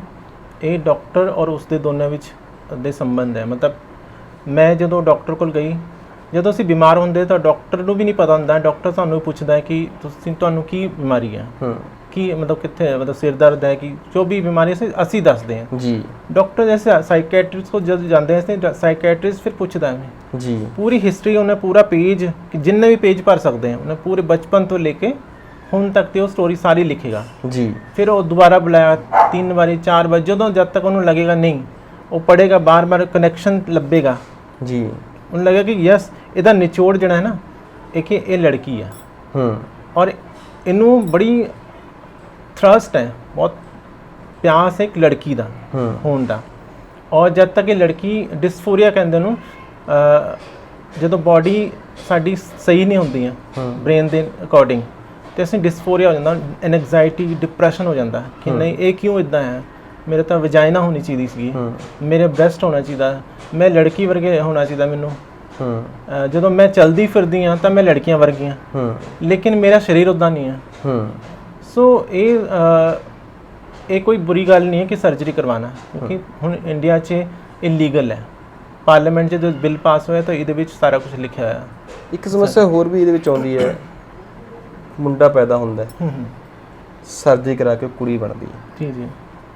ਅਸੀਂ ਮੰਨ ਲਿਆ ਕਿ ਮੇਲ ਹੁੰਦਾ ਫੀਮੇਲ ਹੁੰਦਾ, ਪਰ ਉਹ ਸਰਜਰੀ ਕਰਾਉਣ ਤੋਂ ਬਾਅਦ ਵੀ ਜਿਹੜਾ ਉਹ ਸਮਾਜ ਹੈ, ਜਿਵੇਂ ਤੁਸੀਂ ਸਰਜਰੀ ਕਰਾਈ, ਤੁਸੀਂ ਅੱਜ ਫੀਮੇਲ ਹੋ, ਤੁਸੀਂ ਔਰਤ ਹੋ, ਪਰ ਆਪਣੇ ਆਪ ਨੂੰ ਫਿਰ ਵੀ ਤੁਸੀਂ ਹਿਜਣਾ ਹੀ ਕਿੰਨਰ ਹੀ ਮਹਿਸੂਸ ਕਰਦੇ ਹੋ, ਹਾਲਾਂਕਿ ਤੁਹਾਨੂੰ ਬਾਅਦ ਦੇ ਵਿੱਚ ਔਰਤ ਮਹਿਸੂਸ ਕਰਕੇ ਤੁਸੀਂ ਜ਼ਿੰਦਗੀ ਬਿਤਾ ਰਹੇ ਹੋ ਜੀ ਜੀ।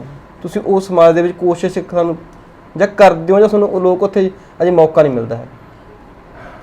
ਡਿਪੈਂਡ ਕਰਦਾ ਨਾ ਪਰਸਨ ਟੂ ਪਰਸਨ। ਤੁਹਾਨੂੰ ਇਹ ਲੱਗਦਾ ਲੋਕ ਤਾਂ ਤੁਹਾਨੂੰ ਸਮਝਦੇ ਹੀ ਨੇ ਵੀ ਇਹ ਕਿੰਨਰ ਹੈ ਜਾਂ ਜਿਹੜਾ, ਇਹ ਨਹੀਂ ਲੱਗਦਾ ਤੁਹਾਨੂੰ ਵੀ ਤੁਸੀਂ ਖੁਦ ਵੀ ਮਹਿਸੂਸ ਕਰਦੇ ਹੋ ਇੱਕ ਔਰਤ ਹੋ ਕੇ ਵੀ ਹੁਣ ਔਰਤ ਹੋਣਾ ਮਹਿਸੂਸ ਨਹੀਂ ਕਰਦੇ?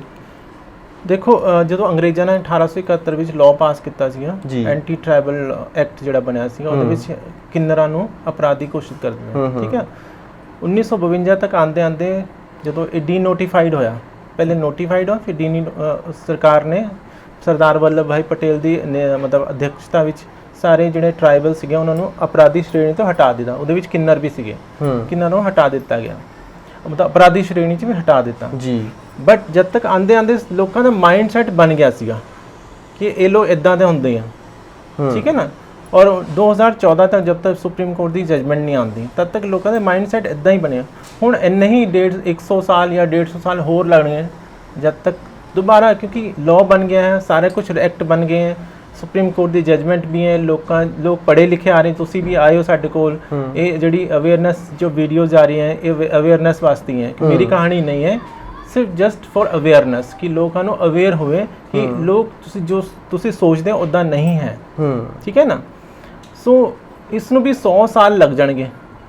ਓਵਰਨਾਈਟ ਇੱਕ ਰਾਤ 'ਚ ਕੁਝ ਨਹੀਂ ਬਦਲਦਾ। ਮੈਨੂੰ ਵੀ ਪਤਾ ਹੈ ਕਿ ਮੈਂ ਇਸ परिस्थिति ਵਿੱਚ ਰਹਿ ਕੇ ਵੀ ਮੈਂ ਤੁਸੀਂ ਕਹਿ ਰਹੇ ਤੁਸੀਂ ਖੁਸ਼ ਨਹੀਂ ਹੋ, खुश तो कोई भी नहीं होता। देखो ना असी जहाज से भी जाओगे तो भी खुश नहीं होंगे। मेरे को मर्सिडीज़ भी आए, लेकिन एक लिविंग स्टैंडर्ड होता है मेरा पढ़े लिखे होता भी तां ही फायदा जब मैं थोड़ा जिहा उपर वज जावां। इक्वालिटी और इक्विटी विच फर्क होता है।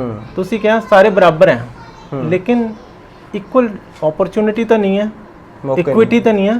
हुण असी बराबर बैठे हैं, ये इक्विटी है। हुण मैं थल्ले बहंदी तुसीं उपर बहंदे ਤੇ ਫਿਰ ਵੀ ਕਹਿੰਦੇ ਕੋਈ ਨਾ ਤੁਸੀਂ ਬਰਾਬਰ ਹੀ ਸਾਰੇ। ਇਕੁਇਟੀ ਹੁੰਦੀ ਹੈ, ਤੁਸੀਂ ਬਰਾਬਰ ਲਿਆ ਕੇ ਉਹਨਾਂ ਨੂੰ ਖੜਾ ਕਰ ਦਿੰਦੇ ਆ ਆਪਣੇ ਬਰਾਬਰ। ਸੋ ਦਿਸ ਇਜ਼ ਇਕੁਇਟੀ। ਸੋ ਇਹ ਜਿਹੜੀ ਸਮਾਜ ਵਿੱਚ ਹੈ ਨਾ ਬਦਲਾਅ, ਇਹ ਹੌਲੀ ਹੌਲੀ ਆਏਗਾ। ਮੈਂ ਸਟੱਡੀ ਜਦੋਂ ਸ਼ੁਰੂ ਕੀਤੀ ਯੂਨੀਵਰਸਿਟੀ, ਔਰ ਸਟੱਡੀ ਇੱਕਦਮ ਸ਼ੁਰੂ ਨਹੀਂ ਹੋਈ, ਉਹਦੇ ਵਿੱਚ ਲੰਬਾ ਸੰਘਰਸ਼ ਕਰਨਾ ਪਿਆ, ਤਕਰੀਬਨ 10-15 ਸਾਲ। ਫਿਰ ਲੀਗਲੀ ਸਾਰਾ ਕੁਝ ਕਰਨਾ ਪਿਆ। ਫਿਰ ਲੀਗਲ ਤੋਂ ਬਾਅਦ ਜਦੋਂ ਇੰਪਲੀਮੈਂਟੇਸ਼ਨ ਹੁੰਦਾ ਹੈ तो सरकारों को जगाना पैंदा कि ये लॉ है। हजे भी तुसी किसी ऑफिसर को जाओगे ना किसी भी सरकारी दफ्तर च, और तुसी कहोगे ट्रांसजेंडर बिल पास होया सी, एक्ट उन्होंने कहा कित्थे असीं लेके आओ, किसी को पता ही नहीं है। ठीक है ना। और असी जो अपने राइट्स वास्ते जाते हैं असीं बिल नाल लेके जाते हैं, ये एक्ट है। ठीक है ना। सो समाज विच बहुत ज़्यादा पढ़े लिखे नहीं, असीं पढ़े लिखे हैं सिर्फ समझदार नहीं हैं। लिटरेसी अलग होती है और एजुकेशन अलग होती है। ठीक कमी लगती है ਤੁਹਾਨੂੰ सरकार जिम्मेवार है। एक शिकवे ने साडे है ना मर्दां दे भी ने औरतां दे भी। अज औरत भी नारीवाद दा झंडा लैके है ना अपनी होंद अपनी पहचान की लड़ाई लड़ रही है। ठीक है। तुसीं तां तीजे नंबर ते आउणे हो जी। तुहानूं की लगदा भी सरकार जिम्मेवार है जां ये समाज ही जिहड़ा तुहानूं परेशान करदा है? भी सरकारां नूं कुछ करना बनदा जां शिकवे तुहाडे सरकार प्रति ने जां पहला जिहड़ा आले दुआले तुहाडा समाज है उहदे प्रति ने?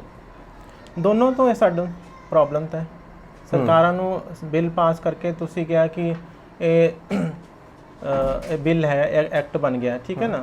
एक्ट दी रिस्पोंसिबिलिटी कि उन्होंने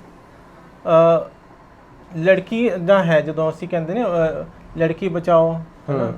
सो उहदे वास्ते ऐड आंदियां हर जगह, टीवी च आंदी, अखबारां च आंदी, लेकिन ट्रांसजेंडर वास्ते केड़ी ऐड हुई इक्वालिटी वास्ते कि ये लॉ पास होया अखबार च, या हर ऐड होए ना, या फिर देश दे जेड़े लीडर्स हैं हर रैली च बोलण कि नर नारी और तीसरी प्रकृति ट्रांसजेंडर, जदों वो मुंह नाल बोलांगे लोकां नूं पता लगेगा।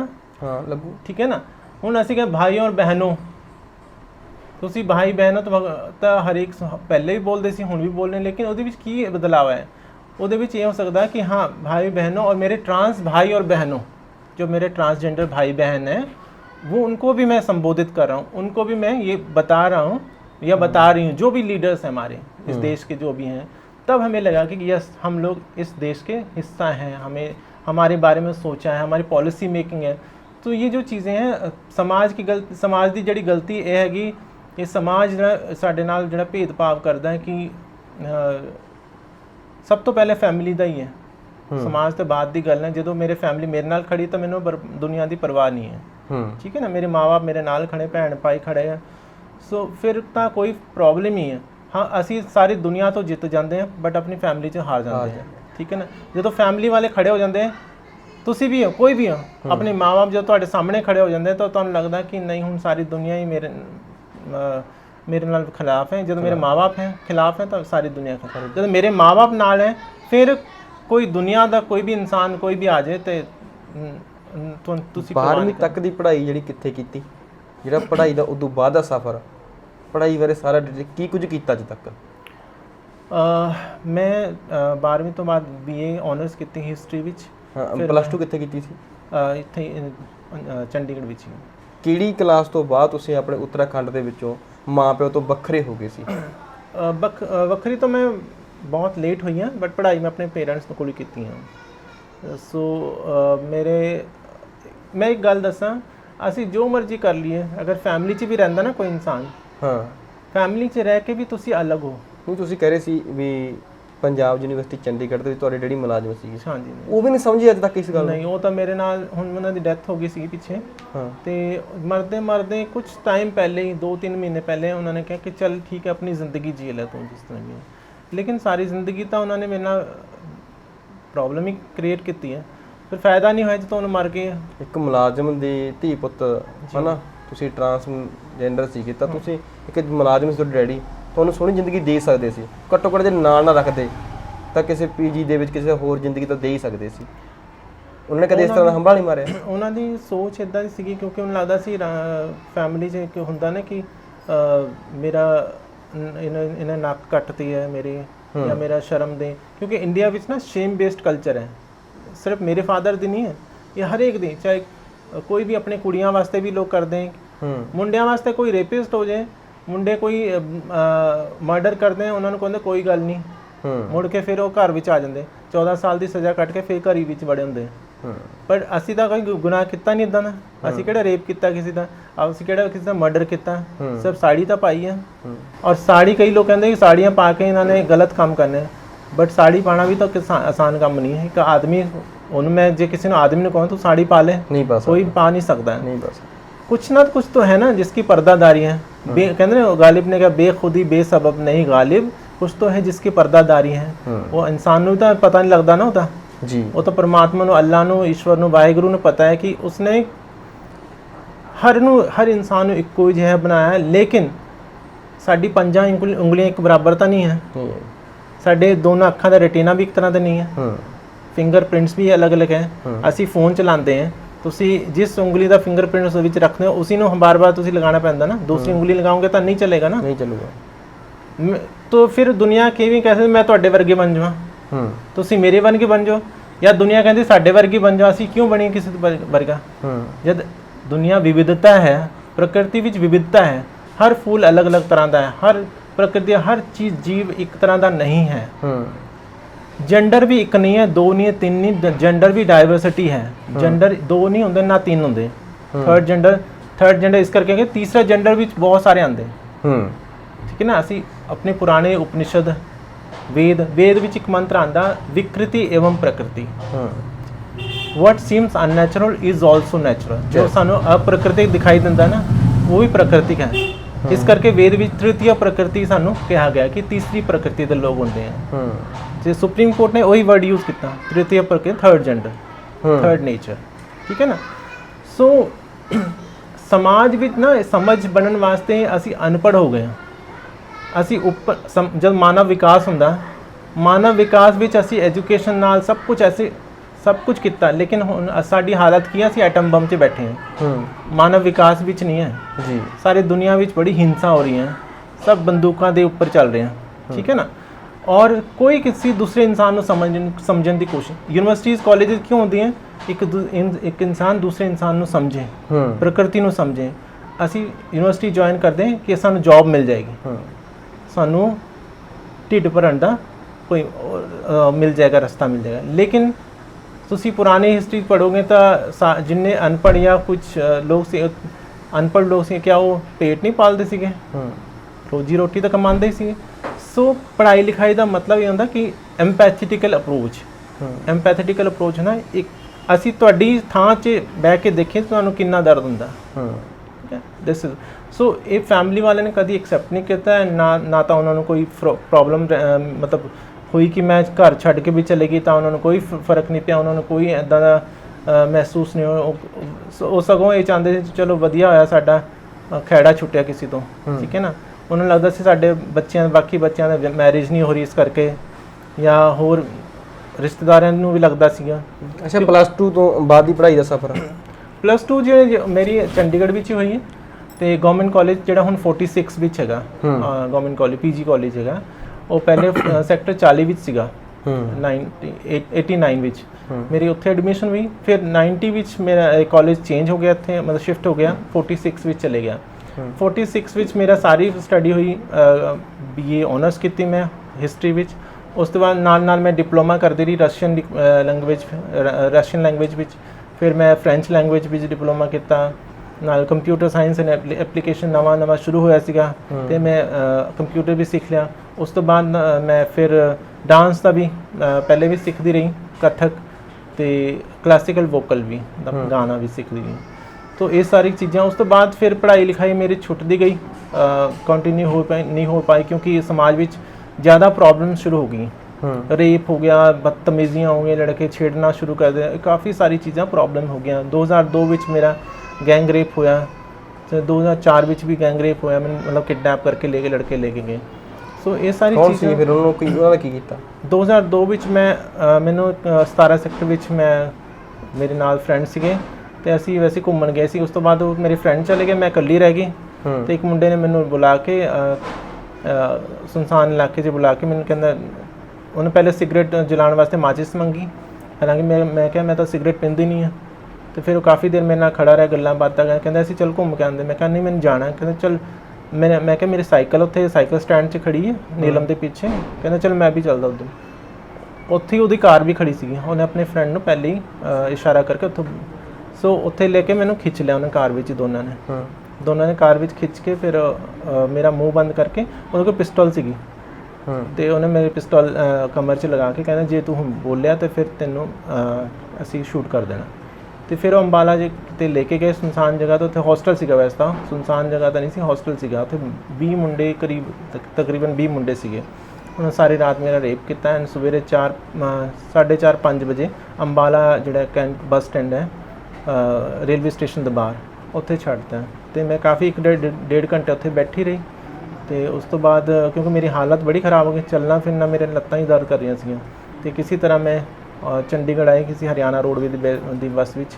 ਪੈਸੇ ਵੀ ਨਹੀਂ ਸੀ ਕਿ ਮੈਂ ਫਿਰ ਉਹਦੇ ਕੰਡਕਟਰ ਨੂੰ ਬੜੇ ਹੱਥ ਪੈਰ ਜੋੜੇ, ਮੇਰੇ ਪਰਸ ਗੁੰਮ ਹੋ ਗਿਆ, ਹਾਲਾਂਕਿ ਉਹਨੂੰ ਦੱਸਿਆ ਨਹੀਂ ਮੈਂ ਕੁਝ ਵੀ।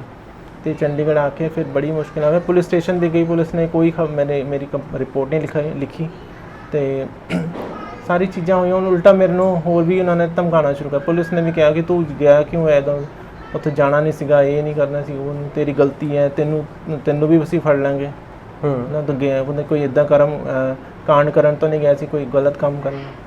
ਸੋ ਇਹ ਸਭ ਚੀਜ਼ ਫਿਰ ਤੇਰਾ ਮੈਡੀਕਲ ਹੋਏਗਾ, ਪੂਰਾ ਨਿਊਜ਼ਪੇਪਰ 'ਚ ਆਏਗਾ, ਇਹ ਹੈ ਉਹ ਹੈ। ਮੈਂ ਕਿਹਾ ਚਲੋ ਛੱਡੋ ਪਰੇ। ਉਸ ਤੋਂ ਇਹ ਸਭ ਚੀਜ਼ਾਂ ਫਿਰ ਮੈਂ ਸੁਸਾਈਡ ਕਰਨ ਦੀ ਕੋਸ਼ਿਸ਼ ਵੀ ਕੀਤੀ ਐਂਡ ਜਦੋਂ ਮੈਂ ਸੁਸਾਈਡ ਕਰਨ ਘਰੋਂ ਭੱਜੀ ਤੇ ਰਾਤ ਨੂੰ 1-1:30 ਵਜੇ ਕਰੀਬ ਮੈਂ ਫਿਰ ਭੱਜਦੇ ਥੱਕ ਗਈ, ਬੈਠ ਗਈ ਇੱਕ ਜਗ੍ਹਾ। ਫਿਰ ਮੈਂ ਇੱਕਦਮ ਮੈਂ ਦੇਖਦੇ ਜਿੱਦਾਂ ਮੈਨੂੰ ਡਿਪਰੈਸ਼ਨ ਦੇ ਸੀ ਕਾਫੀ ਜ਼ਿਆਦਾ। ਤੇ ਮੈਂ ਉੱਪਰ ਦੇਖਦੇ ਮੇਰੇ ਅੱਖਾਂ ਬੰਦ ਹੋ ਰਹੀਆਂ। ਫਿਰ ਮੈਂ ਸੋਚਦੀ ਰਹੀ ਕਿ ਹੁਣ ਮਰਨਾ ਤਾਂ ਹੀ ਹੈ। ਫਿਰ ਇਹ ਵੀ ਸੋਚ ਦਰਦ ਹੋਏਗਾ, ਪਤਾ ਨਹੀਂ ਕੀ ਹੋਇਆ ਕਿ ਇਹਨੇ ਫਾਂਸੀ ਲਗਾਉਣੀ। ਤੇ ਫਿਰ ਇੱਕਦਮ ਦਿਮਾਗ 'ਚ ਆਇਆ ਕਿ ਮੈਂ ਕਿਉਂ ਮਰਾਂ, ਹੈ ਨਾ। ਮੈਂ ਤਾਂ ਕੋਈ ਗਲਤ ਕੰਮ ਕੀਤਾ ਨਹੀਂ ਹੈ, ਜਾਂ ਮੈਂ ਕਿਸੇ ਦਾ ਮਰਡਰ ਕੀਤਾ ਜਾਂ ਕਿਸੇ ਦੀ ਚੋਰੀ ਕੀਤੀ, ਮੈਂ ਤਾਂ ਕੁਛ ਨਹੀਂ ਕੀਤਾ। ਅੰਦਰੋਂ ਹੀ ਖਿਆਲ ਆਇਆ ਕਿ ਤੂੰ ਕਿਉਂ ਮਰ ਰਿਹਾ। ਸੋ ਉੱਠ ਤੇ ਆਪਣੇ ਲੜਾਈ ਲੜ, ਆਪਣੀ ਜ਼ਿੰਦਗੀ ਨੂੰ ਬਦਲ। ਅਗਰ ਤੂੰ ਆਪਣੀ ਜ਼ਿੰਦਗੀ ਨਹੀਂ ਬਦਲ ਤਾਂ ਹੋਰ ਆਪਣੀ ਜ਼ਿੰਦਗੀ ਬਦਲੇਗੀ ਤੇ ਬਾਕੀਆਂ ਦੀ ਵੀ ਜ਼ਿੰਦਗੀ ਆਪਣੇ ਆਪ ਬਦਲ ਜਾਏਗੀ। ਤੇਰੇ ਵਰਗੇ ਹੋਰ ਵੀ ਲੋਕ ਹੈਗੇ, ਹੈ ਨਾ। ਸੋ ਫਿਰ ਮੈਂ ਉੱਠੀ ਤੇ ਘਰ ਆਈ, ਲੇਟ ਕੇ ਸੋ ਗਈ। ਫਿਰ ਦੂਸਰੇ ਦਿਨ ਮੈਂ ਥੋੜ੍ਹਾ ਸੋਚਣਾ ਸ਼ੁਰੂ ਕੀਤਾ ਆਪਣੇ। ਫਿਰ ਉਸੀ ਜਿਹੜੇ ਫਰੈਂਡਸ ਮੇਰੇ ਕਮਿਊਨਿਟੀ ਦੇ ਫਰੈਂਡ ਸੀਗੇ, ਉਹਨਾਂ ਨੂੰ ਮਿਲਣਾ ਸ਼ੁਰੂ ਕੀਤਾ। ਤੇ ਮੇਰੇ ਇੱਕ ਫਰੈਂਡ ਮਿਲਿਆ ਮੈਨੂੰ, ਉਹ ਪਹਿਲੇ NGO 'ਚ ਕੰਮ ਕਰਦਾ ਸੀਗਾ।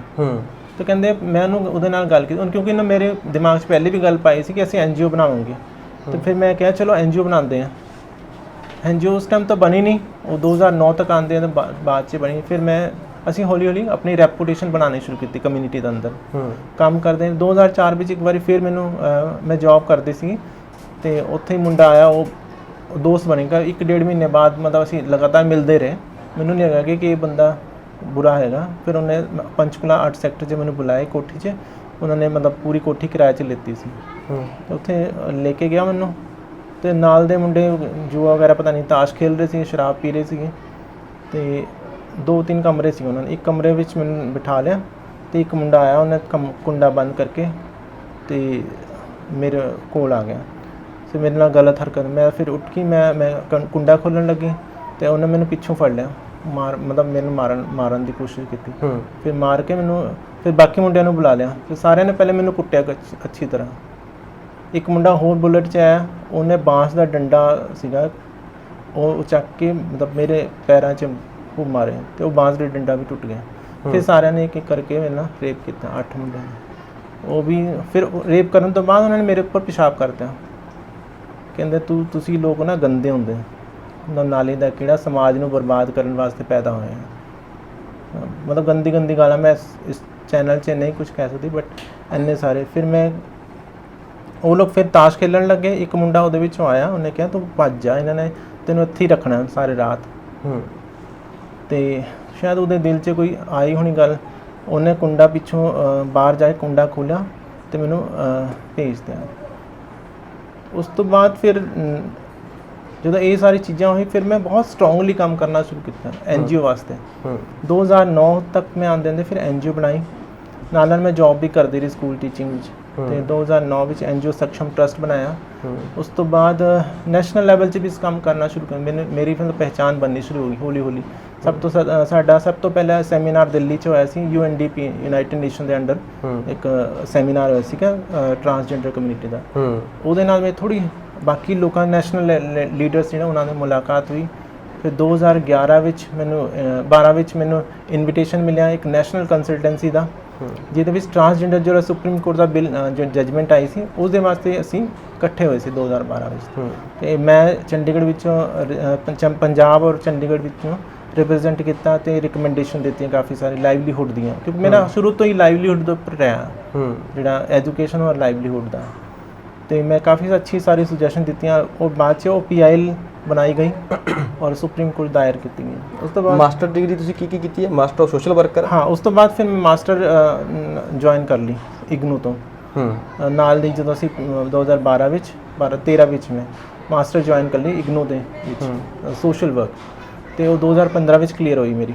ਠੀਕ ਹੈ ਨਾ, ਸੋਸ਼ਲ ਵਿੱਚ ਮਾਸਟਰ ਹੋਈ ਮੇਰੀ। ਤੇ ਨਾਲ ਮੈਂ LGBT ਪ੍ਰਾਈਡ ਵੀ ਆਰਗੇਨਾਈਜ਼ ਕਰਨਾ ਸ਼ੁਰੂ ਕਰ ਦਿੱਤਾ, ਗਰਭ ਉਤਸਵ ਮਨਾਉਣਾ। ਗਰਭ ਉਤਸਵ ਅਸੀਂ ਪੰਜਾਬ ਯੂਨੀਵਰਸਿਟੀ 'ਚ ਮਨਾਉਂਦੇ ਸੀਗੇ। ਪੰਜਾਬ ਯੂਨੀਵਰਸਿਟੀ ਨੇ ਸਾਨੂੰ ਮਨਾ ਕਰ ਦਿੱਤਾ ਸੀਗਾ ਕਿ ਇੱਦਾਂ ਦੀ ਐਕਟੀਵਿਟੀ ਨਹੀਂ ਕਰਵਾਉਣੀ ਹੈ, ਵੀ ਇਹ ਤਾਂ ਠੀਕ ਨਹੀਂ ਹੈ। ਉਹਨਾਂ ਨੇ ਮੇਰੇ ਕੋਲ ਲੈਟਰ ਹਜੇ ਵੀ ਪਿਆ, ਉਹਨਾਂ ਨੇ ਲਿਖਿਆ ਵੀ such kind of activity should not allowed in educational institution. So ਮੈਂ ਕਿਹਾ ਕਿ ਇੱਦਾਂ ਕੋਈ ਐਕਟੀਵਿਟੀ ਕਰ ਨਹੀਂ ਰਹੇ, ਬਟ ਫਿਰ ਵੀ ਅਸੀਂ ਮੇਰੇ ਨਾਲ ਕਾਫੀ ਸਾਰੇ ਸਟੂਡੈਂਟ ਸੀਗੇ ਸੋਸ਼ਲ ਵਰਕ ਤੇ, ਸੋਸ਼ੀਓਲੋਜੀ ਦੇ, ਐਂਥਰੋਪੋਲੋਜੀ, ਸਾਈਕੋਲੋਜੀ ਦੇ, ਹਿਊਮਨ ਰਾਈਟਸ, ਸੋਸ਼ਲ, ਇਹ ਸਾਰੇ ਸੀਗੇ। ਇਹ ਮੇਰੇ ਨਾਲ ਖੜ ਗਏ ਉੱਥੇ। ਤੇ ਯੂਨੀਵਰਸਿਟੀ ਨੂੰ ਉਹਨਾਂ ਨੇ ਕਿਹਾ ਕਿ ਅਸੀਂ ਕਰਵਾ ਰਹੇ ਹਾਂ, ਧਨੰਜੇ ਨਹੀਂ ਕਰਵਾ ਰਹੀ, ਅਸੀਂ ਕਰਵਾ ਰਹੇ ਹਾਂ। ਪਰ ਅਸੀਂ ਅਕੜੇ ਰਹੇ ਤੇ ਕਾਫੀ ਸਾਰੇ ਪੋਟਾਂ ਦੇ ਵੀ ਮੈਂਬਰਸ ਆ ਗਏ ਇੱਥੇ ਤੇ ਸਾਡੇ ਨਾਲ ਖੜੇ ਰਹੇ। ਪ੍ਰਾਈਡ ਹੋਈ 2013 'ਚ, ਪਹਿਲੀ ਪ੍ਰਾਈਡ ਹੋਈ 14 'ਚ ਵੀ, 15 'ਚ 14 'ਚ ਸੁਪਰੀਮ ਕੋਰਟ ਦੀ ਜਜਮੈਂਟ ਤੋਂ ਬਾਅਦ 15 'ਚ ਫਿਰ ਮੈਂ ਪੰਜਾਬ ਯੂਨੀਵਰਸਿਟੀ ਨੇ ਕਿਹਾ ਕਿ ਇੱਕ ਲੈਟਰ ਲਿਖ ਕੇ ਥਰਡ ਜੈਂਡਰ ਐਡ ਕਰਨ ਵਾਸਤੇ, ਤੇ ਪੰਜਾਬ ਯੂਨੀਵਰਸਿਟੀ ਨੇ ਫਿਰ ਥਰਡ ਜੈਂਡਰ ਸਾਰੇ ਐਡਮਿਸ਼ਨ ਫਾਰਮ 'ਚ ਐਡ ਕੀਤਾ। ਉਸ ਤੋਂ ਬਾਅਦ ਮੈਂ ਟਰਾਂਸਜੈਂਡਰ ਨੂੰ ਜਿਹੜੇ ਹਿਜੜਾ ਡੇਰਿਆਂ ਉਹਦੇ ਵਿੱਚ ਜਾ ਕੇ ਲੋਕਾਂ ਨੂੰ ਕਿਹਾ ਤੁਸੀਂ ਪੜ੍ਹਨਾ ਸ਼ੁਰੂ ਕਰੋ। ਤੇ ਹੁਣ ਥਰਡ ਜੈਂਡਰ ਐਡ ਹੋ ਗਿਆ, ਕਹਿੰਦੇ ਅਸੀਂ ਨਹੀਂ ਪੜ੍ਹਨਾ ਹੈਗਾ ਤੇ ਇਹ ਸਾਡਾ ਕੰਮ ਨਹੀਂ ਹੈਗਾ। ਸਾਡਾ ਕੰਮ ਹੈ ਵਧਾਈਆਂ ਲੈਣਾ, ਲੋਕਾਂ ਨੂੰ ਆਸ਼ੀਰਵਾਦ ਦੇਣਾ। ਮੈਂ ਕਿਹਾ ਠੀਕ ਹੈ, ਉਹ ਤਾਂ ਹੋਣਾ ਵੀ ਚਾਹੀਦਾ, ਲੋਕਾਂ ਨੂੰ ਆਸ਼ੀਰਵਾਦ ਵੀ ਦੇਣਾ ਚਾਹੀਦਾ, ਵਧਾਈ ਵੀ ਲੈਣੀ ਚਾਹੀਦੀ, ਲੇਕਿਨ ਫਿਰ ਵੀ ਪੜ੍ਹਨਾ ਤਾਂ ਬੜੀ ਜ਼ਰੂਰੀ ਹੈ ਨਾ। ਹੁਣ ਜੇ ਸਾਰੀ ਦੁਨੀਆ ਸਾਰਿਆਂ ਨੂੰ ਜੌਬ ਤਾਂ ਨਹੀਂ ਮਿਲ ਰਹੀ ਹੈ, ਲੇਕਿਨ ਇਹ ਤਾਂ ਨਹੀਂ ਕਹਿ ਸਕਦੇ ਕਿ ਪੜ੍ਹਨਾ ਹੀ ਨਹੀਂ ਹੈ। ਠੀਕ ਹੈ, ਮੁੰਡਾ ਕੁੜੀ ਜੋ ਵੀ ਹੈ, ਅਸੀਂ ਸਾਰੇ ਦੁਨੀਆ ਵਿੱਚ ਹਰ ਇਨਸਾਨ ਪੜ੍ਹਾਈ ਤਾਂ ਕਰਦਾ ਹੀ ਹੈ। ਪੜ੍ਹਨਾ ਤਾਂ ਜ਼ਰੂਰੀ ਹੈ। ਆਪਣੇ ਡੇਰਿਆਂ ਵਿੱਚ ਵੀ ਰਹੋਗੇ ਤਾਂ ਵੀ ਤਾਂ ਕਿਤਾਬਾਂ ਹੀ, ਕਿਤਾਬ ਪੜ੍ਹਨਾ ਕੋਈ ਬੁਰੀ ਗੱਲ ਥੋੜ੍ਹੀ ਹੈ। ਪਰ ਕਿਸੇ ਨੇ ਮੇਰੇ ਸਾਥ ਨਹੀਂ ਦਿੱਤਾ, ਉਲਟਾ ਮੈਨੂੰ ਕਾਫੀ ਸਾਰੀ ਪ੍ਰੋਬਲਮ ਕ੍ਰੀਏਟ ਕੀਤੀਆਂ। ਤੇ ਜਦੋਂ ਮੈਨੂੰ ਲੱਗਿਆ ਕਿ ਨਹੀਂ ਕੋਈ ਸਾਥ ਨਹੀਂ ਦੇਣ ਵਾਲਾ, ਫਿਰ ਮੇਰਾ ਤਾਂ ਵੈਸੇ ਹੀ 2015 'ਚ ਸਾਰੇ ਡਾਕੂਮੈਂਟ ਚੇਂਜ ਹੋ ਗਏ ਸੀਗੇ, ਕਿਉਂਕਿ ਸੁਪਰੀਮ ਕੋਰਟ ਦੀ ਜਜਮੈਂਟ ਤੋਂ ਆਉਣ ਤੋਂ ਬਾਅਦ ਮੇਰਾ ਆਧਾਰ ਕਾਰਡ ਬਣਾਓ ਤੇ ਕੀ ਲਿਖਿਆ ਹੋਇਆ? ਉਹਦੇ ਟਰਾਂਸਜੈਂਡਰ ਲਿਖਿਆ ਹੋਇਆ। ਟਰਾਂਸਜੈਂਡਰ ਆਧਾਰ ਕਾਰਡ 'ਚ, ਵੋਟਰ ਕਾਰਡ 'ਚ, ਬੈਂਕ ਵਿੱਚ, ਪੈਨ ਕਾਰਡ। ਇਹਦੇ ਲਈ ਜਦੋਂ ਮੰਨ ਲਓ ਆਧਾਰ ਕਾਰਡ ਬਣਾਉਣੇ ਅਸੀਂ, ਉਹ 'ਤੇ ਮੇਲ ਫੀਮੇਲ ਟਰਾਂਸਜੈਂਡਰ ਲਿਖਤਾ, ਜਿਨ੍ਹਾਂ ਨੇ ਜੇ ਲਿੰਗ ਪਰਿਵਰਤਨ ਨਹੀਂ ਕਰਾਇਆ ਹੋਇਆ ਕਿ ਉਹ ਵੀ ਟਰਾਂਸਜੈਂਡਰ ਕਰਵਾ ਸਕਦੇ ਨੇ? ਹਾਂਜੀ, ਬਿਲਕੁਲ ਕਰਵਾ ਸਕਦੇ ਹਾਂ। ਹੁਣ ਤਾਂ ਬੜਾ ਈਜ਼ੀ ਹੈ, ਪਹਿਲੇ ਤਾਂ ਮੁਸ਼ਕਿਲ ਸੀਗਾ, ਲੇਕਿਨ ਹੁਣ ਬਿੱਲ ਪਾਸ ਹੋ ਗਿਆ ਤੇ ਉਹਦੇ ਵਿੱਚ ਇੱਕ ਐਫੀਡੇਵਿਟ ਬਣਾਉਣਾ, ਠੀਕ ਹੈ ਨਾ, ਮੈਜਿਸਟ੍ਰੇਟ ਕੋਲ ਜਾ ਕੇ ਆਪਣੇ, ਉਹ ਤਾਂ ਸੈਲਫ ਡਿਕਲੇਰੇਸ਼ਨ ਹੁੰਦਾ ਕਿ ਮੈਂ ਟਰਾਂਸਜੈਂਡਰ ਹਾਂ। ਮੈਜਿਸਟ੍ਰੇਟ ਕੋਲ ਜਾਣਾ ਤੇ ਮੈਜਿਸਟ੍ਰੇਟ ਕੋਲ ਸਾਈਨ ਕਰਵਾ ਕੇ ਫਿਰ ਉੱਥੇ SDM ਕੋ ਜਮ੍ਹਾਂ ਕਰ ਦੇਣਾ ਕਿ ਮੈਨੂੰ ID ਪ੍ਰੂਫ ਚਾਹੀਦਾ, ਟਰਾਂਸਜੈਂਡਰ ਦਾ ID ਪ੍ਰੂਫ ਚਾਹੀਦਾ। ਉਹ ਦੇ ਦੇਣਗੇ 15-20 ਦਿਨ ਬਾਅਦ। ਹੋਰ ਕੁਝ ਨਹੀਂ, ਕੋਈ ਮੈਡੀਕਲ ਟੈਸਟ ਨਹੀਂ ਹੋਗਾ। ਅੱਛਾ, ਤੁਸੀਂ ਸક્ષਮ ਐਨਜੀਓ ਬਣਾਈ ਹੈ, ਹਾਂ ਸक्षम ਟਰਸਟ। ਉਹਦੇ ਜਿਹੜੇ ਸक्षम ਟਰਸਟ ਬਣਾਇਆ ਜੀ ਉਹਦੇ ਤੁਹਾਡੇ ਗਤੀਵਿਧੀਆਂ ਕੀ ਨੇ? ਜੇ ਤੁਹਾਨੂੰ ਇਸ ਚੈਨਲ ਜਰੀਏ ਤੁਹਾਡੀ ਕੋਈ ਮਦਦ ਕਰਨੀ ਚਾਹੁੰਦਾ ਹੈ ਜੀ, ਤਾਂ ਤੁਸੀਂ ਮਦਦ ਕਿਹੋ ਹੀ ਚਾਹੁੰਦੇ ਹੋਗੇ? ਦੇਖੋ ਮਦਦ ਤਾਂ ਸਾਨੂੰ ਸਿਰਫ ਐਜੂਕੇਸ਼ਨ ਵਾਸਤੇ ਹੀ ਚਾਹੀਦੀ ਹੈ, ਠੀਕ ਹੈ ਨਾ। ਜਿਸ ਤਰ੍ਹਾਂ ਹੁਣ ਮੇਰੀ ਕਾਫੀ ਸਾਰੇ ਫਰੈਂਡਸ ਪੜ੍ਹਨਾ ਚਾਹੁੰਦੀਆਂ, ਹਾਂ, ਤੇ ਉਹਨਾਂ ਕੋਲ ਫੀਸ ਦੇਣ ਪੈਸੇ ਨਹੀਂ ਹੈ, ਠੀਕ ਹੈ ਨਾ। ਹੁਣ ਮੈਂ ਹੁਣੇ ਪਹਿਲੇ ਕੁਝ ਦੇਰ ਪਹਿਲੇ ਮੈਂ ਗੱਲ ਕੀਤੀ, ਮੇਰੀ ਫਰੈਂਡ ਹੈ ਸ਼ਿਵਾਂਗੀ, ਦਿੱਲੀ 'ਚ ਰਹਿ ਰਹੀ ਹੈ, ਉਹਨੇ +2 ਕਰਨੀ ਹੈ, ਲੇਕਿਨ ਜੋ ਵੀ 3-4 ਹਜ਼ਾਰ 5 ਹਜ਼ਾਰ ਜੋ ਵੀ ਉਹਦਾ ਫੀਸ ਹੈਗੀ ਓਪਨ ਸਕੂਲ ਤੋਂ, ਉਹ ਉਹਦੇ ਕੋਲ ਹੈ ਨਹੀਂ ਹੈ। ਤੇ ਮੈਨੂੰ ਲੱਗਦਾ ਅੱਜ ਕੱਲ੍ਹ 'ਚ ਲਾਸਟ ਡੇਟ ਵੀ ਸੀਗੀ, ਤੇ ਉਹ ਵੀ ਜੇ ਨਹੀਂ ਹੋਏਗੀ ਤਾਂ ਨਿਕਲ ਜਾਏਗੀ, ਫਿਰ ਉਹਦਾ 1 ਸਾਲ ਫਿਰ ਖਰਾਬ ਹੋ ਜਾਏਗਾ। ਤੇ ਇਸ ਤਰ੍ਹਾਂ ਦੀ ਮਦਦ ਜਿਹੜੀ ਹੈ ਉਹ ਅਸੀਂ ਚਾਹੁੰਦੇ ਵੀ ਲੋਕ ਮਦਦ ਕਰਨ ਪੜ੍ਹਾਈ ਦੇ ਵਾਸਤੇ। ਸਾਨੂੰ ਕੋਈ ਹੁਣ ਰੋਟੀ ਜਾਂ ਕੋਈ ਇਹ ਨਹੀਂ ਚਾਹੀਦੀ। ਤੁਸੀਂ ਰੋਟੀ 1 ਵਾਰੀ ਦੇ ਦੋਗੇ, 2 ਵਾਰੀ ਦੇ ਦੋਗੇ, ਠੀਕ ਹੈ ਨਾ, ਲੇਕਿਨ ਭੁੱਖ ਤਾਂ ਰੋਜ਼ ਲੱਗਦੀ ਹੈ। ਤੇ ਕਿਉਂ ਨਾ ਤੁਸੀਂ ਇੱਦਾਂ ਕਰੋ ਕਿ ਇਨਸਾਨ ਨੂੰ ਕਮਾਣੇ ਜੋਗੇ ਬਣਾ ਦਿਓ, ਠੀਕ ਹੈ ਨਾ। ਜਦੋਂ ਉਹ ਕਮਾਏਗਾ ਤਾਂ ਆਪਣੇ ਆਪ ਹੀ ਰਾਸ਼ਨ ਭਰ ਲੇਗਾ, ਮਕਾਨ ਲੈ ਲੇਗਾ। ਹੁਣ ਮੇਰੇ ਕੋਲ ਜੌਬ ਇਸ ਮਹੀਨੇ ਹੀ ਮੈਨੂੰ ਮਿਲੀ ਹੈ, ਉਹ ਵੀ ਪ੍ਰੋਜੈਕਟ ਹੈ ਸਰਕਾਰ ਦਾ, ਕੁਝ ਸਮੇਂ ਦਾ ਹੈ। ਹਾਂ 6 ਮਹੀਨੇ ਦਾ ਪ੍ਰੋਜੈਕਟ ਹੈ। ਚਲੋ 6 ਮਹੀਨੇ ਮੇਰਾ ਨਿਕਲ ਜਾਏਗਾ ਆਪਣਾ ਜੋ ਵੀ ਸੈਲਰੀ ਮਿਲੇਗੀ ਮੈਨੂੰ, ਲੇਕਿਨ ਮੈਨੂੰ ਮੇਰੇ ਫਿਰ ਦਰਵਾਜ਼ੇ ਖੁੱਲ ਜਾਣਗੇ। ਮੇਰੇ ਕੋਲ ਇੰਡੀਅਨ ਕਾਉਂਸਲ ਦਾ, ਯੂਨੀਵਰਸਿਟੀ ਪੰਜਾਬ ਯੂਨੀਵਰਸਿਟੀ ਦਾ ਜਾਂ ਜੋ ਵੀ ਹੈ ਇੰਡੀਅਨ ਗਵਰਨਮੈਂਟ ਦਾ ਮੇਰੇ ਕੋਲ ਸਰਟੀਫਿਕੇਟ ਆ ਜਾਏਗਾ ਕਿ ਮੈਂ ਪ੍ਰੋਜੈਕਟ 'ਚ ਕੰਮ ਕੀਤਾ ਹੈ। ਇੱਕ ਤਰ੍ਹਾਂ ਦਾ ਉਹ ਵੀ ਰਿਸਰਚ ਹੈ, ਰਿਸਰਚ ਪ੍ਰੋਜੈਕਟ ਵਿੱਚ ਹੈ, PhD ਵਰਗਾ ਹੀ ਹੈ। ਸੋ ਉਹਦੇ ਨਾਲ ਕੀ ਹੁੰਦਾ, ਮੇਰੇ ਅਗਲੇ ਸਕੋਪ ਫਿਰ ਦਰਵਾਜ਼ੇ ਖੁੱਲ ਜਾਣਗੇ। ਮੈਂ ਕਿਸੇ ਵੀ ਜਗ੍ਹਾ ਜਾਊਂਗੀ, ਮੈਂ ਪਹਿਲੇ ਆਲਰੇਡੀ ਇਸ ਪ੍ਰੋਜੈਕਟ 'ਚ ਕੰਮ ਕੀਤਾ ਹੈ, ਠੀਕ ਹੈ। ਸੋ ਮੈਨੂੰ ਇੱਕ ਹੋਰ ਓਪਰਚੁਨਿਟੀ ਹੈ PhD ਵਾਸਤੇ, ਇੰਗਲੈਂਡ ਦਾ ਇੱਕ ਫਾਰਮ ਨਿਕਲਿਆ ਤੇ ਮੈਂ ਉਹ ਸੋਚ ਰਹੀ ਮੈਂ ਭਰ ਲਾਂ ਫਟਾਫਟ। ਤੇ ਪੜ੍ਹਿਆ ਲਿਖਿਆ ਇਨਸਾਨ ਦੇ ਕੋਲ ਬਹੁਤ ਸਾਰੇ ਓਪਰਚੁਨਿਟੀਜ਼ ਹੈ, ਬਟ ਪ੍ਰੋਬਲਮ ਇਹ ਹੈ ਕਿ ਅਗਰ ਅਸੀਂ ਐਫਰਟਸ ਤਾਂ ਕਰਦੇ ਹਾਂ, ਅਗਲਾ ਬੰਦਾ ਨਾ ਸਾਨੂੰ ਦੇ ਤਾਂ ਉਹ ਅਲੱਗ ਗੱਲ ਹੈ। ਮੈਨੂੰ ਬੜਾ ਨਾ ਦੁੱਖ ਹੋਇਆ, ਮੈਂ ਤੁਹਾਨੂੰ ਜਦੋਂ ਪੰਜਾਬੀ ਯੂਨੀਵਰਸਿਟੀ ਪਟਿਆਲਾ ਸੁਣਿਆ ਸੀ ਤਾਂ ਮੈਂ ਸੋਚਦਾ ਸੀ ਕਿ ਧਨੰਜੇ ਚੌਹਾਨ ਹੁਣ ਸਟੱਡੀ ਕਰ ਚੁੱਕੀ ਹੈ, ਡਬਲ ਪੋਸਟ ਗ੍ਰੈਜੂਏਟ ਹੋ ਚੁੱਕੀ ਹੈ, PhD ਵੱਲ ਪੈਰ ਧਰ ਰਹੀ ਹੈ। ਮੈਨੂੰ ਲੱਗਦਾ ਸੀ ਕਿ ਉਹ ਜ਼ਿੰਦਗੀ ਚੰਗੀ ਹੋਊਗੀ ਜੀ, ਤੇ ਬਹੁਤ ਸੋਹਣੇ ਘਰ-ਬਾਰ ਪਰਿਵਾਰ 'ਚ ਰਹਿੰਦੀ ਹੋਊਗੀ। ਪਰ ਇੱਥੇ ਆ ਕੇ ਮੈਨੂੰ ਬੜਾ ਦੁੱਖ ਹੁੰਦਾ ਇਸ ਗੱਲ ਦਾ ਕਿ ਸਭ ਕੁਝ ਹੋਣ ਦੇ ਬਾਵਜੂਦ ਵੀ ਕੁਝ ਵੀ ਨਹੀਂ ਹੈ। ਕੀ ਕਹੋਗੇ? ਸ਼ਬਦ ਤਾਂ ਹੈ ਨਹੀਂ ਮੇਰੇ ਕੋਲ ਵੀ, ਆਪਣੇ ਕੋਲ ਵੀ, ਮੈਂ ਕਿਉਂਕਿ ਮੇਰੀ ਕੋਈ ਗਲਤੀ ਨਹੀਂ ਹੈ, ਸਮਾਜ ਦੀ ਗਲਤੀ ਹੈ। Because I am in right gender but in wrong world.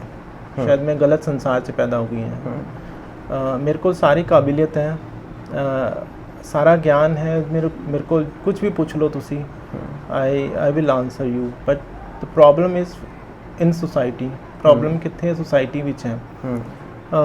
ਅਸੀਂ ਜੌਬ ਜਾਂ ਕਿਸੇ ਵੀ ਪੁਲਿਸ 'ਚ ਜਾਣਾ ਹੈ, ਸੈਨਾ 'ਚ ਜਾਣਾ ਹੈ, ਅਸੀਂ ਸਰੀਰ ਦੇ ਲਿੰਗ ਨਾਲ ਤਾਂ ਕੰਮ ਨਹੀਂ ਕਰਨਾ। ਸਾਡੇ ਬਾਕੀ ਜਿਹੜੇ ਸਰੀਰ ਦੇ ਅੰਗ ਹੈ ਉਹ ਸਾਰੇ ਇੱਕ ਆਦਮੀ ਔਰਤ ਵਰਗੇ ਹੀ ਹੈ, ਜਿਸ ਤਰ੍ਹਾਂ ਬਾਕੀ ਲੋਕਾਂ ਦੇ। ਇੱਕ ਇਨਸਾਨ ਦੇ ਜਿਹੜੇ ਠੀਕ ਫਿੱਟ ਇਨਸਾਨ ਹੁੰਦਾ। ਫਿਰ ਕਿਆ ਪ੍ਰੋਬਲਮ ਹੈ ਨੌਕਰੀ ਕਰਨ 'ਚ? ਨੌਕਰੀ ਕਿਉਂ ਨਹੀਂ ਦਿੰਦੇ ਹੈ? ਮੈਨੂੰ ਵਾਰ-ਵਾਰ ਹਜੇ ਵੀ ਜਿੱਥੇ ਵੀ ਮੈਂ ਜੌਬ ਕਰ ਰਹੀ ਹਾਂ, ਚਲੋ ਮੈਂ ਕਹਿਣਾ ਨਹੀਂ ਚਾਹੁੰਦੀ, ਬਟ ਮੈਨੂੰ ਪ੍ਰੂਵ ਕਰਨਾ ਪੈਂਦਾ ਹੈ ਕਿ ਪਹਿਲੇ ਵੀ ਯੂਨੀਵਰਸਿਟੀ 'ਚ ਮੈਨੂੰ ਪ੍ਰੂਵ ਕਰਨਾ ਪਿਆ ਕਿ ਟਰਾਂਸਜੈਂਡਰ ਬਾਰੇ ਤੁਸੀਂ ਜੋ ਸੋਚ ਰਹੇ ਹੋ, ਮੇਰੀ ਐਡਮਿਸ਼ਨ ਤੋਂ ਬਾਅਦ ਉਹ ਸਾਰਾ ਬਦਲ ਗਿਆ। ਕਿ ਜਿਹੜੇ ਸੋਚਦੇ ਸੀ ਸੈਕਸ ਵਰਕਰ ਹੈ, ਇਹਨਾਂ ਨੂੰ ਐਡਮਿਸ਼ਨ ਨਹੀਂ, ਖੁਸਰਿਆਂ ਨੂੰ ਐਡਮਿਸ਼ਨ ਨਹੀਂ ਮਿਲਣਾ ਚਾਹੀਦਾ, ਇਹ ਮਾਹੌਲ ਖ਼ਰਾਬ ਕਰਨ, ਤਾਲੀਆਂ ਵਜਾਣਗੇ, ਨੰਗੇ ਹੋ ਜਾਣਗੇ, ਪਰ ਇੱਦਾਂ ਦਾ ਕੁਝ ਵੀ ਨਹੀਂ ਹੈ। ਹੁਣ ਸਾਰੇ ਯੂਨੀਵਰਸਿਟੀ ਬਦਲ ਗਈ। ਹੁਣ ਮੈਨੂੰ ਜੌਬ ਮਿਲੀ ਹੈ, ਫਿਰ ਹੁਣ ਵੀ ਇਹੀ ਉਮੀਦ ਮੇਰੇ ਤੋਂ ਲਾਈ ਜਾਂਦੀ ਕਿ ਤੁਸੀਂ ਜੌਬ ਕਰਕੇ ਦਿਖਾਓ। 6 ਮਹੀਨੇ ਦਾ ਪ੍ਰੋਜੈਕਟ ਜਾਂ ਸਾਲ ਵਿੱਚ ਕਿ ਆਪਣੇ ਆਪ ਨੂੰ ਸਾਬਿਤ ਕਰਕੇ ਦਿਖਾਓ ਕਿ ਤੁਸੀਂ ਪਰਫੈਕਟ ਹੋ। ਬਟ ਸਾਨੂੰ ਕਿਉਂ ਸਾਬਿਤ ਕਰਨੇ ਪੈਂਦੇ ਬਾਰ-ਬਾਰ? ਇੱਕ ਆਦਮੀ ਔਰਤ ਨੂੰ ਕਿਉਂ ਨਹੀਂ ਸਾਬਿਤ ਕਰਨਾ ਪੈਂਦਾ? ਠੀਕ ਹੈ ਨਾ। ਤੁਹਾਨੂੰ ਇਹ ਨਹੀਂ ਲੱਗਦਾ ਬੇਸ਼ੱਕ ਮਰਦ ਹੀ ਬਹੁਤ ਗੰਦੇ ਕੰਮ ਕਰਦਾ ਹੈ, ਅਸੀਂ ਕਹਿਣਾ ਵੀ ਬੰਦਾ ਬੰਦਾ ਹੀ ਹੈ ਜੀ, ਹਨਾ, ਔਰਤ ਵੀ ਬਹੁਤ ਸਾਰੇ ਘਿਨਾਉਣੇ ਕੰਮ ਕਰ ਜਾਂਦੀ ਹੈ, ਪਰ ਕਿੰਨੇ ਵਰਗ ਦੇ ਜਿਹੜੇ ਬਹੁਤ ਸਾਰੇ ਦੁੱਖ ਭਰੀ ਘਟਨਾਵਾਂ ਸਾਡੇ ਤੱਕ ਪਹੁੰਚ, ਜਿਵੇਂ ਲਿੰਗ ਕੱਟਣ ਦੀ ਬਹੁਤ ਸਾਰੀਆਂ ਗੱਲਾਂ ਉੱਠਦੀਆਂ ਨੇਗੀਆਂ, ਜਾਂ ਬਹੁਤ ਸਾਰੇ ਲੋਕਾਂ ਦੇ ਅੰਦਰ ਡਰ ਹੈ। ਤੁਸੀਂ ਗੱਲ ਕਰਦੇ ਨਾ ਕਿ ਚੱਲ, ਖਾਸ ਕਰਕੇ ਜਦੋਂ ਹੁਣ ਮੈਂ ਵੀ ਤਾਂ ਇੱਕ ਸਮਾਜ 'ਚ ਰਹਿਣਾ ਗਾ, ਜਦੋਂ ਮੈਂ ਕਿਸੇ ਬੰਦੇ ਨਾਲ ਗੱਲ ਕਰਦਾ, ਮੈਂ ਇੱਕ ਕਿੰਨਰ ਦੀ ਇੰਟਰਵਿਊ ਕਰਨ ਚੱਲਿਆ ਜਾਂ ਉੱਥੇ ਮੈਂ ਰਹੂੰਗਾ ਜਾ ਕੇ, ਤਾਂ ਘਰ ਦਾ ਵੀ ਆਲਾ ਦੁਆਲਾ ਜਿਹੜਾ ਉਹਨਾਂ ਨੂੰ ਡਰ ਹੈ ਇੱਕ ਵੀ ਕਿਤੇ ਇਹ ਨਾ ਹੋ ਜੇ, ਕੀ ਇਹ ਡਰ ਤੁਸੀਂ ਨੇ ਹੀ ਪੈਦਾ ਨਹੀਂ ਕੀਤਾ ਹੋਇਆ, ਤੁਹਾਨੂੰ ਇਹ ਲੱਗਦਾ ਹੈਗਾ? ਇਹ ਡਰ ਨਾ ਤੁਸੀਂ ਦੁਬਾਰਾ ਜੇ ਮੌਕਾ ਮਿਲੇ ਤਾਂ ਐਂਟੀ ਟ੍ਰਾਈਬਲ ਐਕਟ ਪੜ੍ਹਿਓ। ਇਹ ਅੰਗਰੇਜ਼ਾਂ ਨੇ ਡਰ ਪੈਦਾ ਕੀਤਾ ਸੀ।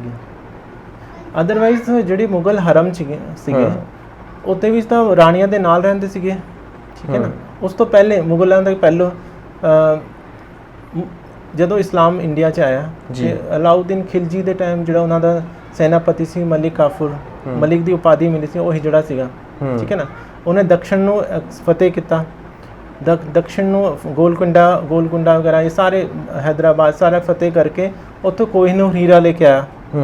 ਕੋਹੀਨੂਰ ਹੀਰਾ ਮਲਿਕ ਕਾਫੂਰ ਹਿਜੜਾ ਲੈ ਕੇ ਆਇਆ ਸੀ ਜੀ, ਉਹਨੇ ਅਲਾਉਦੀਨ ਖਿਲਜੀ ਨੂੰ ਦਿੱਤਾ। ਉਹ ਹਿਜੜਾ ਕਿੰਨੇ ਹੱਥਾਂ ਵਿੱਚ ਗੁਜ਼ਰਦੇ ਅਫਗਾਨਿਸਤਾਨ ਤੋਂ ਬਾਅਦ ਮਹਾਰਾਜਾ ਰਣਜੀਤ ਸਿੰਘ ਕੋਲ ਆਉਣ ਤੋਂ ਬਾਅਦ ਉਹਨੂੰ ਮਹਾਰਾਣੀ ਵਿਕਟੋਰੀਆ ਦੇ ਤਾਜ ਵਿੱਚ ਹੈ। ਉਸ ਤੋਂ ਬਾਅਦ ਜਿੰਨੇ ਵੀ ਦਾਸ ਸਲੇਵ ਡਾਇਨੈਸਟੀ ਰਹੀ, ਉਸ ਤੋਂ ਬਾਅਦ ਫਿਰ ਖਿਲਜੀ ਵੰਸ਼ ਤੋਂ ਬਾਅਦ ਸਲੇਵ ਡਾਇਨੈਸਟੀ ਰਹੀ, ਫਿਰ ਮੁਗਲ ਨੇ, ਸਾਰਿਆਂ ਵਿੱਚ ਹਿਜੜਾ ਕਿੰਨਰ ਪਰੰਪਰਾਵਾਂ ਦੀ ਬੜੀ ਲੋੜ ਰਹੀ। ਕਿੰਨਰ ਲੋਕ ਬੜੀ ਮਿਹਨਤ ਨਾਲ ਹਰਮ ਦੀ ਰੱਖਿਆ ਕਰਦੇ ਸੀ, ਉਹਨਾਂ ਦੀ ਰਾਜਾਂ ਦੀ। ਬਾਬਰ ਨੂੰ ਇੱਕ ਲੜਕੇ ਨਾਲ ਪਿਆਰ ਸੀਗਾ, ਠੀਕ ਹੈ ਨਾ। ਬਾਬਰ ਦਾ ਨਾਮ ਬਾਬਰ ਨਹੀਂ ਸੀਗਾ, ਬਾਬਰ ਦਾ ਨਾਮ ਬਾਬਰੀ ਕਰਕੇ ਪਿਆ। ਬਾਬਰੀ ਇੱਕ ਲੜਕਾ ਸੀਗਾ ਜੋ ਗੁਜਰਾਤ ਜਦੋਂ ਉਹਨੇ ਫਤਿਹ ਕੀਤਾ ਤੇ ਉਹਨੂੰ ਲੜਕਾ ਨਜ਼ਰ ਆਇਆ, ਬਹੁਤ ਸੁੰਦਰ ਸੀਗਾ, ਉਹਦੇ ਉੱਪਰ ਦਿਲ ਆ ਗਿਆ ਉਹਦਾ, ਉਹ ਆਪਣੇ ਦਿੱਲੀ ਲੈ ਕੇ ਆਇਆ ਉਹਨੂੰ, ਠੀਕ ਹੈ ਨਾ। ਉਹਨੇ ਤੁਜ਼ਕੀ ਬਾਬਰੀ 'ਚ ਬੜੇ ਫਖਰ ਨਾਲ ਲਿਖਿਆ ਹੈ ਬਾਬਰਨਾਮਾ ਵਿੱਚ ਕਿ ਮੈਨੂੰ ਉਸ ਲੜਕੇ ਬਿਨਾਂ ਰਹਿ ਨਹੀਂ ਸਕਦਾ, ਮੈਨੂੰ ਇੰਨਾ ਪਿਆਰ ਹੈ। ਫਿਰ ਇਸ ਤੋਂ ਪਹਿਲੇ ਭਗਤੀ ਅੰਦੋਲਨ ਔਰ ਸੂਫੀਜ਼ਮ ਜੀ, ਇਹ ਵੀ ਅਸੀਂ ਸ਼ੁਰੂ ਕੀਤਾ ਹੈ, ਠੀਕ ਹੈ। ਭਗਤੀ ਅੰਦੋਲਨ ਵਿੱਚ ਔਰਤਵਾਦ ਹੈ, ठीक है ना। भगवद गीता च लिखा है केवल अहम पुरुषम, केवल मैं ही पुरुष हूँ और कोई पुरुष नहीं है। और भक्ति विच पुरुष नहीं औरत बनना होता, जीव आत्मा, जीव मतलब औरत, जीव आत्मा तुसी अपनी आत्मा नू औरत करके संबोधित करते हैं, बुलाते हो। मेरी आत्मा भुखी है, प्यासी है, तुसी ये तो नहीं कहना भुखा है प्यासा है। जीव मतलब तुम शरीर नहीं, तुम्हारे अंदर आत्मा है। गुरु ग्रंथ साहब जी भी यही लिखा है, जीव आत्मा, ठीक है ना। असी बाणी जो पढ़ते हैं असी शरीर नाल नहीं पढ़ते, असी अपने आत्मा नाल पढ़ते हैं, जिहड़ी साडे अंदर सोल है। आत्मा और परमात्मा का मिलन हुंदा जी, शरीर का नहीं। शरीर तो नश्वर है, खत्म हो जाना। वो उस औरत ने अंदर तुहाडे अंदर जिहड़ी औरत बैठी है उस परमात्मा का ध्यान कर रही है, बाणी उस बाणी पढ़ते हैं। इसी तरह भगवद गीता विच हर एक, इसी तरह सूफीज़म विच भी जी, सूफीज़म भी जो घुंगरू बन के नचते हैं जी, ठीक है ना।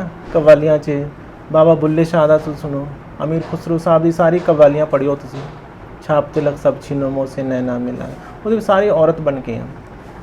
सो ये सारी चीज़ां जिहड़ी चीज़ां है ना पुरानी पुरातन समय तो चली हैं, ये ਜਿਹੜੇ ਹੁਣ ਸਾਡੀ ਸੋਚ ਬਣੀ ਹੈ ਅੰਗਰੇਜ਼ਾਂ ਨੇ ਬਣਾਈ ਹੈ। ਅੰਗਰੇਜ਼ ਸਾਰੇ ਕੁਝ ਦੇ ਕੇ ਚਲੇ ਗਏ, ਬਾਈਨਰੀ ਦੇ ਕੇ ਚਲੇ ਗਏ। ਬਾਈਨਰੀ ਮਤਲਬ ਮੇਲ ਫੀਮੇਲ ਤੋਂ ਇਲਾਵਾ ਕੋਈ ਨਹੀਂ ਹੁੰਦਾ। ਬਟ ਇੰਡੀਅਨ ਕਨਸੈਪਟ ਮੇਲ ਔਰ ਫੀਮੇਲ ਦਾ ਨਹੀਂ ਸੀਗਾ। ਜਿਹੜੀ ਸਾਡੀ ਸੰਸਕ੍ਰਿਤੀ ਸੀ ਉਹਦੇ ਮੇਲ ਫੀਮੇਲ ਐਂਡ ਤ੍ਰਿਤੀय ਪ੍ਰਕਿਰਤੀ, ਲੇਕਿਨ ਅੰਗਰੇਜ਼ ਕਹਿੰਦੇ ਮੇਲ ਫੀਮੇਲ ਐਂਡ ਬਾਕੀ ਕ੍ਰਾਸ ਜੀ। ਲੇਕਿਨ ਜਦੋਂ ਅੰਗਰੇਜ਼ ਵਾਪਸ ਚਲੇ ਗਏ 1960 ਵਿੱਚ ਉਹਨਾਂ ਨੇ ਇਸ ਨੂੰ ਹਟਾ ਦਿੱਤਾ ਇੰਗਲੈਂਡ ਵਿੱਚੋਂ, ਕ੍ਰਿਮੀਨਲ ਐਕਟੀਵਿਟੀ ਤੋਂ ਹਟਾਤੇ। ਉਹਨਾਂ ਨੇ ਕਿਹਾ ਨਹੀਂ ਤੀਸਰਾ ਵੀ ਹੁੰਦਾ ਹੈ। ਲੇਕਿਨ ਸਾਨੂੰ ਕੀ ਦੇ ਕੇ ਗਏ? 2 ਜੀ। ਹੁਣ ਸਾਡੀ ਜਿਹੜੀ ਸੋਚ ਬਣ ਗਈ ਨਾ 2 ਵਾਲੀ, ਉੱਥੋਂ ਨਿਕਲਣਾ ਬੜਾ ਮੁਸ਼ਕਿਲ ਹੈ। ਕਿ ਮਰਦ बनना आसान है, ट्रांसमैन बनना थोड़ा आसान है जी, क्योंकि असी कहते खूब लड़ी मर्दानी, वो तो झांसी वाली रानी जी। मर्द बनना आसान है, औरत भी अगर मर्द बन जाए तो कहते वाह मुंडा, कहते असी पंजाब नहीं कहते बंदा बन जा जी। तो बंदा जो बन जाता तो सारे खुश होंगे कि चलो बंदा बन गया, लेकिन कोई ये तो नहीं कहता बंदी बन जा। ਇਹੋ ਜਿਹੇ ਟੌਂਟ ਵੀ ਤਕਲੀਫ ਦਿੰਦੇ ਨੇ, ਖਾਸ ਕਰ ਕਿੰਨਰ ਵਰਗ ਨੂੰ। ਜਿਵੇਂ ਲੋਕ ਕਹਿੰਦੇ ਨੇ ਕਿਉਂ ਖੁਸਰਿਆਂ ਵਾਂਗੂ ਦੰਦ ਕੱਢੇ ਨੇ, ਕਿਉਂ ਹਿਜੜਿਆਂ ਵਾਂਗੂ ਦੰਦ ਕੱਢੇ ਨੇ, ਇਹ ਵੀ ਗਲਤ ਨੇ। ਟੌਂਟ ਤਾਂ ਬਹੁਤ ਖੁਸਰਾ ਹਿਜੜਾ, ਅਸੀਂ ਸਾਨੂੰ ਲੱਗਦਾ ਕਿ ਬੋਰੀ ਗੱਲਾਂ। ਖੁਸਰਾ ਐਕਚੁਅਲ ਲੋਕਾਂ ਨੂੰ, ਮਤਲਬ ਮੈਂ ਕਹਿੰਦੀ ਹਾਂ, ਮੈਂ ਕਈ ਵਾਰੀ ਹੱਸਦੀ ਹਾਂ ਲੋਕਾਂ ਨੂੰ ਕਿ ਲੋਕਾਂ ਨੂੰ ਪਤਾ ਹੀ ਨਹੀਂ, ਐਜੂਕੇਟਿਡ ਹੀ ਨਹੀਂ ਹੈ। ਖੁਸਰਾ ਖਵਾਜਾ ਸਰਾ ਤੋਂ ਬਣਿਆ। ਜਿਹੜਾ ਪਾਕਿਸਤਾਨ ਦਾ ਪੰਜਾਬ ਹੈ, ਜਿਹੜਾ ਲਹਿੰਦਾ ਪੰਜਾਬ, ਉੱਥੇ ਖਵਾਜਾ ਸਰਾ ਕਹਿੰਦੇ। ਖਵਾਜਾ ਸਰਾ ਉਹਨੇ ਜਿਹੜੇ ਦਰਗਾਹਾਂ 'ਚ ਬਹਿੰਦੇ ਸੀ, ਪੀਰਾਂ ਦੇ। ਖਵਾਜਾ ਸਰਾ ਹਜੇ ਵੀ ਖੁਸਰਿਆਂ ਨੂੰ ਕਹਿੰਦੇ। ਇੱਥੇ ਜਿਹੜਾ ਚੜ੍ਹਦਾ ਪੰਜਾਬ ਹੈ ਇੱਥੇ ਕਹਿੰਦੇ ਖੁਸਰਾ। ख्वाजा सरा ਦਾ ਖਾ ਔਰ ਸਰਾ ਨੂੰ ਸ਼ਾਰਟ ਕਹਿੰਦੇ ਖੁਸਰਾ ਹੋ ਜਾਂਦਾ ਜਾਂ ਖੋਜਾ, ਲੇਕਿਨ ਲੈਂਦੇ ਪੰਜਾਬ 'ਚ ख्वाजा सरा ਕਹਿੰਦੇ। ਤੇ ਹਿਜੜਾ ਜਿਹੜਾ ਸ਼ਬਦ ਹੈ ਉਹ ਹਿਜਰ ਨਾਲ ਬਣਿਆ। ਹਿਜਰ ਮਤਲਬ ਵਿਛੋੜਾ ਹੁੰਦਾ, ਵਿਛੜਨਾ, ਸੈਪਰੇਸ਼ਨ। ਤੇ ਜਦੋਂ ਆਪਣੀ ਫੈਮਿਲੀ ਤੋਂ ਵਿਛੜ ਜਾਂਦੇ ਆ ਉਹ ਹਿਜਰ ਹੋ ਜਾਂਦੇ ਆ। ਅਸੀਂ ਉਹ ਸ਼ਬਦ ਫਿਰ ਆਪ ਨਾਲ ਵਿਛੜੀ ਰੂਹ ਵੀ ਹੈ, ਵਿਛੜਾ ਉਹ ਹਿਜੜਾ ਕਹਿਲਾਂਦਾ। ਫਿਰ ਇੰਡੀਆ 'ਚ ਆ ਕੇ ਉਹ ਹਿਜੜਾ ਹੋ ਜਾਂਦਾ। ਸੋ ਕਿੰਨਰ ਵੀ ਸੰਸਕ੍ਰਿਤ ਸ਼ਬਦ ਹੈ। ਕੀ ਔਰ ਨਰ ਜਦੋਂ ਇਹਨੂੰ ਅਲੱਗ-ਅਲੱਗ ਕਰਦੇ ਤਾਂ ਕਿਵੇਂ ਦਾ ਨਰ ਹੈ, ਕਿਸ ਤਰ੍ਹਾਂ ਦਾ ਨਰ ਹੈ, ਅਜੀਬ ਜਿਹਾ ਅਲੱਗ ਤਰ੍ਹਾਂ ਦਾ ਨਰ ਆਦਮੀ। ਸੋ ਇੰਡੀਆ ਵਿੱਚ ਜਦੋਂ ਕੁੜੀ ਪੈਂਟ ਸ਼ਰਟ ਪਾਉਂਦੀ ਤਾਂ ਕੋਈ ਪ੍ਰੋਬਲਮ ਨਹੀਂ ਹੁੰਦੀ, ਲੇਕਿਨ ਮੁੰਡਾ ਜਦੋਂ ਪੈਂਟ ਸ਼ਰਟ ਤੋਂ ਸਾੜੀ 'ਚ ਆ ਜਾਂਦਾ, ਸੂਟ 'ਚ ਆਉਂਦਾ, ਫਿਰ ਉਹਨੂੰ ਅਲੱਗ ਗਲਤ ਸ਼ਬਦਾਂ ਨੇ ਟੈਂਪੂ ਹੋ ਗਿਆ, ਖੁਸਰਾ ਹੋ ਗਿਆ, ਹਿਜੜਾ ਹੋ ਗਿਆ, ਮਿੱਠਾ ਹੋ ਗਿਆ, ਪਰੌਂਠਾ ਹੋ ਗਿਆ, ਹਲਵਾ ਹੋ ਗਿਆ, ਪਤਾ ਨਹੀਂ ਕੀ ਵਰਡਸ ਅਸੀਂ ਬਚਪਨ ਤੋਂ ਸੁਣਦੇ ਆ ਰਹੇ ਹਾਂ। ਸੋ ਅਸੀਂ ਤਾਂ ਪੱਕੇ ਹੋ ਗਏ, ਹੁਣ ਸਾਨੂੰ ਕੋਈ ਫਰਕ ਨਹੀਂ ਪੈਣਾ। ਲੇਕਿਨ ਕਿਸੇ ਆਦਮੀ ਨੂੰ ਕੋਈ ਹਿਜੜਾ ਬੋਲਦੇ ਤਾਂ ਉਹਦਾ ਕੁੱਟਣ ਨੂੰ ਫਿਰੇਗਾ, ਉਹਨੂੰ ਮਾਰਨ ਨੂੰ। ਲੇਕਿਨ ਤੁਸੀਂ ਤਾਂ ਸਾਡੇ ਅੰਦਰ ਕਿੰਨੀ ਸਹਿਨਸ਼ੀਲਤਾ ਹੈ, ਅਸੀਂ ਕਿੰਨੇ ਸਹਿਨਸ਼ੀਲ ਨੇ। ਦੂਸਰੀ ਗੱਲ ਮੈਂ ਇਸ ਮਾਧਿਅਮ 'ਤੇ ਤੁਹਾਡੇ ਰਾਹੀਂ ਮੈਂ ਇਹ ਵੀ ਗੱਲ ਕਰਨੀ ਚਾਹਾਂਗੀ ਕਿ ਹੁਣ ਸਾਡੀ ਕਮਿਊਨਿਟੀ 'ਚ ਬਹੁਤ ਸਾਰਾ ਪ੍ਰੋਬਲਮ ਸ਼ੁਰੂ ਹੋ ਗਈ, ਠੀਕ ਹੈ ਨਾ। ਬਿਜ਼ਨਸ ਬਣ ਗਿਆ ਹਰ ਚੀਜ਼ ਦਾ। ਜਿਹੜੀ ਕਿੰਨਰ ਪਰੰਪਰਾ ਸੀ, ਧਾਰਮਿਕ ਪਰੰਪਰਾਵਾਂ ਸੀ, ਉਹ ਖਤਮ ਹੋ ਗਈਆਂ। ਹੁਣ ਸਿਰਫ ਪੈਸਾ ਹੈ, ਪੈਸੇ ਦੇ ਬਲ ਜ਼ਿਆਦਾ ਹੈ। ਐਜੂਕੇਸ਼ਨ ਕੋਈ ਲੈਣਾ ਨਹੀਂ ਚਾਹੁੰਦਾ, ਜੇ ਲੈਣਾ ਵੀ ਚਾਹੁੰਦਾ ਉਹਨੂੰ ਪਿੱਛੇ ਖਿੱਚ ਲੈਂਦੇ ਆ। ਜੋ ਕਿ ਸਾਡੇ ਵਰਗੇ ਅੱਗੇ ਵਧਣਾ ਵੀ ਚਾਹੁੰਦਾ ਉਹਨੂੰ ਸਾਰੇ ਸਮਾਜ ਦੇ ਲੋਕ ਪਿੱਛੇ ਖਿੱਚ ਲੈਂਦੇ ਕਿ ਤੂੰ ਕਿਉਂ ਪੜ੍ਹ ਰਿਹਾ, ਤੂੰ ਕਿਹੜਾ DC ਬਣ ਜਾਣਾ। ਸੋ ਇਹ ਸਾਰੀ ਚੀਜ਼ਾਂ ਪ੍ਰੋਬਲਮੈਟਿਕ ਹੈ। ਹੁਣ ਇਸ ਨੂੰ ਬਦਲਣ ਵਾਸਤੇ, ਕਿਉਂਕਿ ਜਦ ਤੱਕ ਸਮਾਜ, ਕਿਉਂਕਿ ਸਾਨੂੰ ਵਿਦ ਇਨ ਕਮਿਊਨਿਟੀ ਬਹੁਤ ਵਾਇਲੈਂਸ ਹੈ, ਬਹੁਤ ਜ਼ਿਆਦਾ ਮਾਰ ਪਿਟਾਈ, ਕੁੱਟ ਭਾਜੀ ਸਾਰੀ ਹੈ, ਮਰਡਰ ਵੀ ਹੋ ਜਾਂਦੇ ਹਨ। ਜਦ ਤੱਕ ਸਮਾਜ ਸਾਨੂੰ ਐਕਸੈਪਟ ਨਹੀਂ ਕਰੇਗਾ। ਔਰ ਮੇਰਾ ਜਿਹੜਾ ਟਾਰਗੇਟ ਹੈ ਉਹ ਖੁਸਰਾ ਨਹੀਂ ਹੋਣ, ਹਿਜੜਾ ਨਹੀਂ ਹੈ। ਮੇਰੇ ਟਾਰਗੇਟ ਹੈ ਜਿਹੜੇ ਫੈਮਿਲੀ ਵਿੱਚ ਬੱਚੇ ਟੀਨਏਜਰ ਹੈ, ਉਹਨਾਂ ਦਾ ਰਸਤਾ ਹਿਜੜਿਆਂ ਵਿੱਚ ਨਾ ਜਾਵੇ। ਤੁਸੀਂ ਯੂਨੀਵਰਸਿਟੀ ਤੱਕ ਪਹੁੰਚੇ, ਯੂਨੀਵਰਸਿਟੀ ਦੇ ਵਿੱਚੋਂ ਚੰਗੀ ਐਜੂਕੇਸ਼ਨ ਲੈ ਕੇ ਨਿਕਲੇ ਹੋ। ਤੁਹਾਡੀ ਇੰਨੀ ਕੁ ਯੋਗਤਾ ਹੈ ਕਿ ਕੋਈ ਕਾਲਜ, ਯੂਨੀਵਰਸਿਟੀ ਤੁਹਾਨੂੰ ਵਧੀਆ ਐਜ ਏ ਟੀਚਰ ਜੌਬ ਦੇ ਸਕਦਾ ਹੈ। ਕੋਈ ਇਸ ਤਰ੍ਹਾਂ ਕਦੇ ਆਫਰ ਆਇਆ? ਹਜੇ ਤੱਕ ਤਾਂ ਨਹੀਂ ਆਇਆ। ਜੇ ਤੁਹਾਨੂੰ ਕੋਈ ਕਾਲਜ ਆਫਰ ਦਿੰਦਾ ਹੈ, ਕੀ ਤੁਸੀਂ ਕਾਲਜ ਜੁਆਇਨ ਕਰੋਗੇ? ਬਿਲਕੁਲ ਕਰਾਂਗੇ। ਮੈਨੂੰ ਤਾਂ ਖੁਸ਼ੀ ਹੈ, ਮੈਨੂੰ ਤਾਂ ਜੌਬ ਚਾਹੀਦੀ ਹੈ। ਅਤੇ ਉੱਪਰੋਂ ਮੇਰਾ ਪੈਸ਼ਨ ਵੀ ਐਸੇ ਜਿਹੜੇ ਮੈਂ ਹੁਣ ਕੰਮ ਕਰ ਰਹੀ ਨਾ, ਆਫ ਮਤਲਬ ਅਕੈਡਮਿਕਲੀ ਨਹੀਂ ਹੈ ਮੇਰਾ NGO, ਮੈਂ ਅਵੇਅਰ ਕਰ ਰਹੀ। ਇਹ ਅਵੇਅਰਨੈਸ ਵੀ ਐਜੂਕੇਸ਼ਨ ਹੀ ਹੁੰਦਾ ਹੈ ਇੱਕ ਤਰ੍ਹਾਂ ਦਾ। ਜੇ ਤੁਸੀਂ ਅਵੇਅਰ ਕਰਦੇ ਹੋ, ਇਹ ਵੀ ਐਜੂਕੇਸ਼ਨ। ਸਾਡੇ ਦੇਸ਼ ਦੇ ਵਿੱਚ ਰਿਜ਼ਰਵੇਸ਼ਨ ਦਾ ਬਹੁਤ ਵੱਡਾ ਰੌਲਾ ਪੈਂਦਾ ਹੈ। ਕੀ ਤੁਸੀਂ ਚਾਹੁੰਦੇ ਹੋ ਕਿ ਤੁਹਾਨੂੰ ਬਣਦੀ ਰਿਜ਼ਰਵੇਸ਼ਨ ਹੈ ਜਿਹੜੀ ਪਹਿਲ ਦੇ ਆਧਾਰ 'ਤੇ ਜਿਹੜੀ ਨੌਕਰੀ ਹੈ ਉਹ ਮਿਲਣੀ ਚਾਹੀਦੀ ਹੈ? ਬਿਲਕੁਲ। ਜਿਨ੍ਹਾਂ ਲੋਕਾਂ ਨੂੰ ਰਿਜ਼ਰਵੇਸ਼ਨ ਮਿਲੀ ਹੈ, ਸਪੋਜ਼ ਕੋਈ ਬਹੁਤ ਵੱਡਾ ਮਿਨਿਸਟਰ ਹੈ ਜਾਂ IAS ਆਫਿਸਰ ਬਣ ਗਏ ਹੈ ਜੀ, ਉਹਨਾਂ ਨੂੰ ਸਰੈਂਡਰ ਕਰ ਦੇਣੀ ਚਾਹੀਦੀ ਆਪਣੀ ਰਿਜ਼ਰਵੇਸ਼ਨ, ਕੋਈ ਵੀ ਕਾਸਟ ਦਾ ਹੋਵੇ। ਇੱਕ ਵਾਰੀ ਉਹਨਾਂ ਦੀ ਫੈਮਿਲੀ 'ਚ IAS ਆਫਿਸਰ ਬਣ ਗਿਆ ਜਾਂ ਪੋਲੀਟੀਸ਼ੀਅਨ ਬਣ ਗਿਆ, ਉਹਨਾਂ ਨੂੰ ਕਦੇ ਵੀ, ਮੈਂ ਉਹਨਾਂ ਨੂੰ ਸੁਜੈਸ਼ਨ ਵੀ ਦੇ ਰਿਹਾ ਤੁਹਾਡੇ ਰਾਹੀਂ ਕਿ ਉਹਨਾਂ ਨੂੰ ਸਰੈਂਡਰ, ਜਿਸ ਤਰ੍ਹਾਂ ਪ੍ਰਧਾਨ ਮੰਤਰੀ ਨੇ ਕਿਹਾ ਕਿ ਗੈਸ ਦਾ ਸਬਸਿਡੀ ਸਰੈਂਡਰ ਕਰ ਲਓ ਜਿਹੜੇ ਹੈ, ਇਸੇ ਤਰ੍ਹਾਂ ਉਹਨਾਂ ਨੂੰ ਇਹ ਵੀ ਕਹਿਣਾ ਚਾਹੀਦਾ ਵੀ ਜਿਨ੍ਹਾਂ ਦੇ IAS ਆਫਿਸਰ ਬਣ ਗਏ ਸਾਰੇ ਜਾਂ ਜੋ ਵੀ ਆਫਿਸਰ ਹੈ, ਉਹਨਾਂ ਨੂੰ ਆਪਣੀ ਫੈਮਿਲੀ ਨੂੰ ਸਰੈਂਡਰ ਕਰ ਦੇਣਾ ਚਾਹੀਦਾ। ਉਹਨਾਂ ਨੂੰ ਰਿਜ਼ਰਵੇਸ਼ਨ ਨਹੀਂ ਲੈਣੀ ਚਾਹੀਦੀ ਹੈ। ਉਹਨਾਂ ਉਸ ਰਿਜ਼ਰਵੇਸ਼ਨ ਨੂੰ ਦੂਸਰੇ ਲੋਕਾਂ ਨੂੰ ਦਿੱਤੀ ਜਾਵੇ। ਔਰ ਖਾਸ ਕਰਕੇ ਸੁਪਰੀਮ ਕੋਰਟ ਨੇ ਇਹ ਵੀ ਕਿਹਾ ਸੀਗਾ, ਕੁਝ ਰਿਜ਼ਰਵੇਸ਼ਨ ਦਾ ਮਾਮਲਾ ਚੱਲਿਆ ਸੀਗਾ ਸੁਪਰੀਮ ਕੋਰਟ 'ਚ, ਤਾਂ ਸੁਪਰੀਮ ਕੋਰਟ ਨੇ ਉਹਨਾਂ ਲੋਕਾਂ ਨੂੰ ਲਤਾੜਿਆ ਕਿ ਵੀ ਤੁਹਾਨੂੰ ਕਿਉਂ ਰਿਜ਼ਰਵੇਸ਼ਨ ਚਾਹੀਦੀ, ਤੁਸੀਂ ਤਾਂ ਅੱਛੇ ਖਾਸੇ ਲੋਕ ਹੋ, ਰਿਜ਼ਰਵੇਸ਼ਨ ਚਾਹੀਦੀ ਤਾਂ ਉਹ ਟਰਾਂਸਜੈਂਡਰ ਨੂੰ ਚਾਹੀਦੀ ਹੈ ਜੀ, ਲੇਕਿਨ ਸਾਨੂੰ ਰਿਜ਼ਰਵੇਸ਼ਨ ਮਿਲੀ ਨਹੀਂ। ਠੀਕ ਹੈ ਨਾ, ਰਿਜ਼ਰਵੇਸ਼ਨ ਨਹੀਂ ਮਿਲਣ ਕਰਕੇ ਅਸੀਂ ਫਿਰ ਹਜੇ ਵੀ ਲਾਸਟ ਲਾਈਨ 'ਚ ਖੜੇ ਹਾਂ। ਇਕੁਅਲ, ਮੈਂ ਤੁਹਾਨੂੰ ਕਹਿੰਦਾ ਇਕੁਅਲ ਰਾਈਟਸ ਕਰਨ ਕਰਕੇ ਜਾਂ ਮਾਨਵ ਅਧਿਕਾਰਾਂ ਦੇ ਚਿਲਾਉਣ ਨਾਲ ਸਾਨੂੰ ਕੋਈ ਅਧਿਕਾਰ ਨਹੀਂ ਮਿਲਦੇ ਹਨ। ਜਦ ਤੱਕ ਇਕੁਇਟੀ ਜਾਂ ਇਕੁਆਲਿਟੀ ਜਾਂ ਇਕੁਅਲ ਓਪਰਚੁਨਿਟੀ ਨਹੀਂ ਮਿਲਣਗੇ ਬਰਾਬਰ ਦੀਆਂ। ਹੁਣ ਮੈਂ ਯੂਨੀਵਰਸਿਟੀ ਨੂੰ ਸੁਜੈਸ਼ਨ ਦਿੱਤੀ ਸੀਗੀ ਵੀ ਤੁਸੀਂ ਤੁਹਾਡੇ ਡਿਪਾਰਟਮੈਂਟ 'ਚ ਜਦੋਂ ਐਡਮਿਸ਼ਨ ਹੁੰਦੀਆਂ 90 ਹੁਣ ਵੀ 98% ਚੱਲ ਰਹੀ ਹੈ ਕੱਟ ਆਫ ਜਿਹੜੀ। ਔਰ ਜੇ ਸਪੋਜ਼ ਕਿਸੇ ਟਰਾਂਸਜੈਂਡਰ ਦੇ ਬਹੁਤ ਮੁਸ਼ਕਿਲ ਨਾਲ, ਤੁਸੀਂ ਤਾਂ ਮਾਂ-ਬਾਪ ਦੇ ਘਰ ਬੈਠ ਕੇ AC ਵਿੱਚ ਪੜ੍ਹ ਕੇ ਤਾਂ ਤੁਹਾਡੇ 98% ਆਏ ਹੈ। ਜਿਹੜਾ ਟਰਾਂਸਜੈਂਡਰ ਹੈ ਸਾਡੇ ਵਰਗੇ ਇੱਦਾਂ ਗਰਮੀ 'ਚ ਬੈਠ ਕੇ ਪੜ੍ਹ ਰਹੇ ਹਾਂ, ਜਦੋਂ ਵੀ ਸਾਨੂੰ ਟਾਈਮ ਲੱਗਦਾ, ਜੇ ਅਸੀਂ 60% ਲੈ ਵੀ ਲਏ ਤਾਂ ਸਾਡੇ ਵਾਸਤੇ ਉਹ 90% ਬਰਾਬਰ ਹੀ ਹੈ। ਬਹੁਤ ਵੱਡੀ ਗੱਲ ਹੈ। ਠੀਕ ਹੈ ਨਾ, ਅਤੇ ਸਾਨੂੰ ਐਡੀਸ਼ਨਲ ਐਡੀਸ਼ਨਲ ਸ਼ੀਟਸ ਦਿੱਤੀ ਜਾਣ, ਸੀਟਸ ਹਰ ਡਿਪਾਰਟਮੈਂਟ 'ਚ, ਤਾਂ ਕਿ ਸਾਨੂੰ ਉਸ ਲਾਈਨ 'ਚ ਨਾ ਖੜਨੇ ਪਏ 98% ਵਾਲੇ। ਜੇ ਇਸ ਤਰ੍ਹਾਂ ਨਹੀਂ ਹੋਗਾ ਫਿਰ ਐਡਮਿਸ਼ਨ ਕਦੀ ਵੀ ਨਹੀਂ ਹੋਏਗੀ ਟਰਾਂਸਜੈਂਡਰ ਦੀ, ਕਦੀ ਵੀ ਨਹੀਂ। ਹਾਂਜੀ ਦੋਸਤੋ, ਧਨੰਜੇ ਚੌਹਾਨ ਨਾਲ ਕੀਤੀ ਇਹ ਮੁਲਾਕਾਤ ਤੁਸੀਂ ਸੁਣੀ। ਅਸੀਂ ਆਪਣੇ ਇਸ ਚੈਨਲ ਜ਼ਰੀਏ ਤੁਹਾਨੂੰ ਸਾਰਿਆਂ ਨੂੰ ਅਪੀਲ ਕਰਦੇ ਹਾਂ, ਬੇਨਤੀ ਕਰਦੇ ਹਾਂ ਅਸੀਂ ਸਕਰੀਨ ਦੇ ਉੱਤੇ ਸक्षम ਜੋ NGO ਹੈ ਉਹਦਾ ਖਾਤਾ ਨੰਬਰ ਦੇ ਰਹੇ ਹਾਂ। ਸਾਡੇ ਚੈਨਲ ਨਾਲ ਮੇਰੇ ਨਾਲ ਜੁੜੇ ਹੋਏ ਬਹੁਤ ਸਾਰੇ ਕਾਲਜ, ਬਹੁਤ ਸਾਰੇ ਦੋਸਤ ਮਿੱਤਰ ਜੋ ਕਿਸੇ ਨੂੰ ਨੌਕਰੀ ਦੇ ਸਕਦੇ ਨੇ। ਟਰਾਂਸਜੈਂਡਰ ਵਰਗ ਦੇ ਵਿੱਚ ਬਹੁਤ ਸਾਰੇ ਵੈਲ ਐਜੂਕੇਟਡ ਲੋਕ ਨੇ। ਜੇ ਤੁਸੀਂ ਮਦਦ ਕਰਨਾ ਚਾਹੁੰਦੇ ਹੋ ਤਾਂ ਅਸੀਂ ਚਾਹਾਂਗੇ, ਜੇ ਤੁਸੀਂ ਚਾਹੁੰਦੇ ਹੋ ਕਿ ਟਰਾਂਸਜੈਂਡਰ ਵਰਗ ਵੀ ਚੰਗਾ ਐਜੂਕੇਟਡ ਹੋ ਕੇ ਪੜ੍ਹ ਲਿਖ ਕੇ ਆਪਣੀ ਜ਼ਿੰਦਗੀ ਨੂੰ ਸੁਧਾਰੇ, ਆਪਣੀ ਜ਼ਿੰਦਗੀ ਦਾ ਖੂਬਸੂਰਤ ਸਫ਼ਰ ਤੈਅ ਕਰੇ।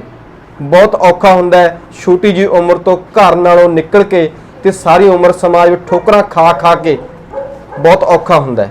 ਤੇ ਤੁਸੀਂ ਦੇਖਿਆ ਹੀ ਹੈ ਕਿ 10 ਬਾਈ 10 ਦੇ ਕਮਰੇ ਵਿੱਚ ਆਪਣੀ ਜ਼ਿੰਦਗੀ ਬਹੁਤ ਸਭ ਕੁਝ ਇੰਨਾ ਪੜ੍ਹ ਲਿਖ ਕੇ ਵੀ ਸਾਡੇ ਸਮਾਜ ਨੇ ਸਮਾਜ ਤੋਂ ਬਾਹਰ ਧੱਕਿਆ ਹੋਇਆ। ਸੋ ਤੁਸੀਂ ਇਸ ਇੰਟਰਵਿਊ ਨੂੰ ਅੱਗੇ ਵੱਧ ਤੋਂ ਵੱਧ ਸ਼ੇਅਰ ਕਰਨਾ ਹੈ, ਵੱਧ ਤੋਂ ਵੱਧ ਲੋਕਾਂ ਤੱਕ ਪਹੁੰਚਾਉਣਾ ਹੈ। ਇਹ ਸਾਡੀ ਬੇਨਤੀ ਹੈ। ਸੋ ਬਣੇ ਰਹੋ ਸਿਰਲੇਖ ਦੇ ਨਾਲ। ਸ਼ੁਕਰੀਆ।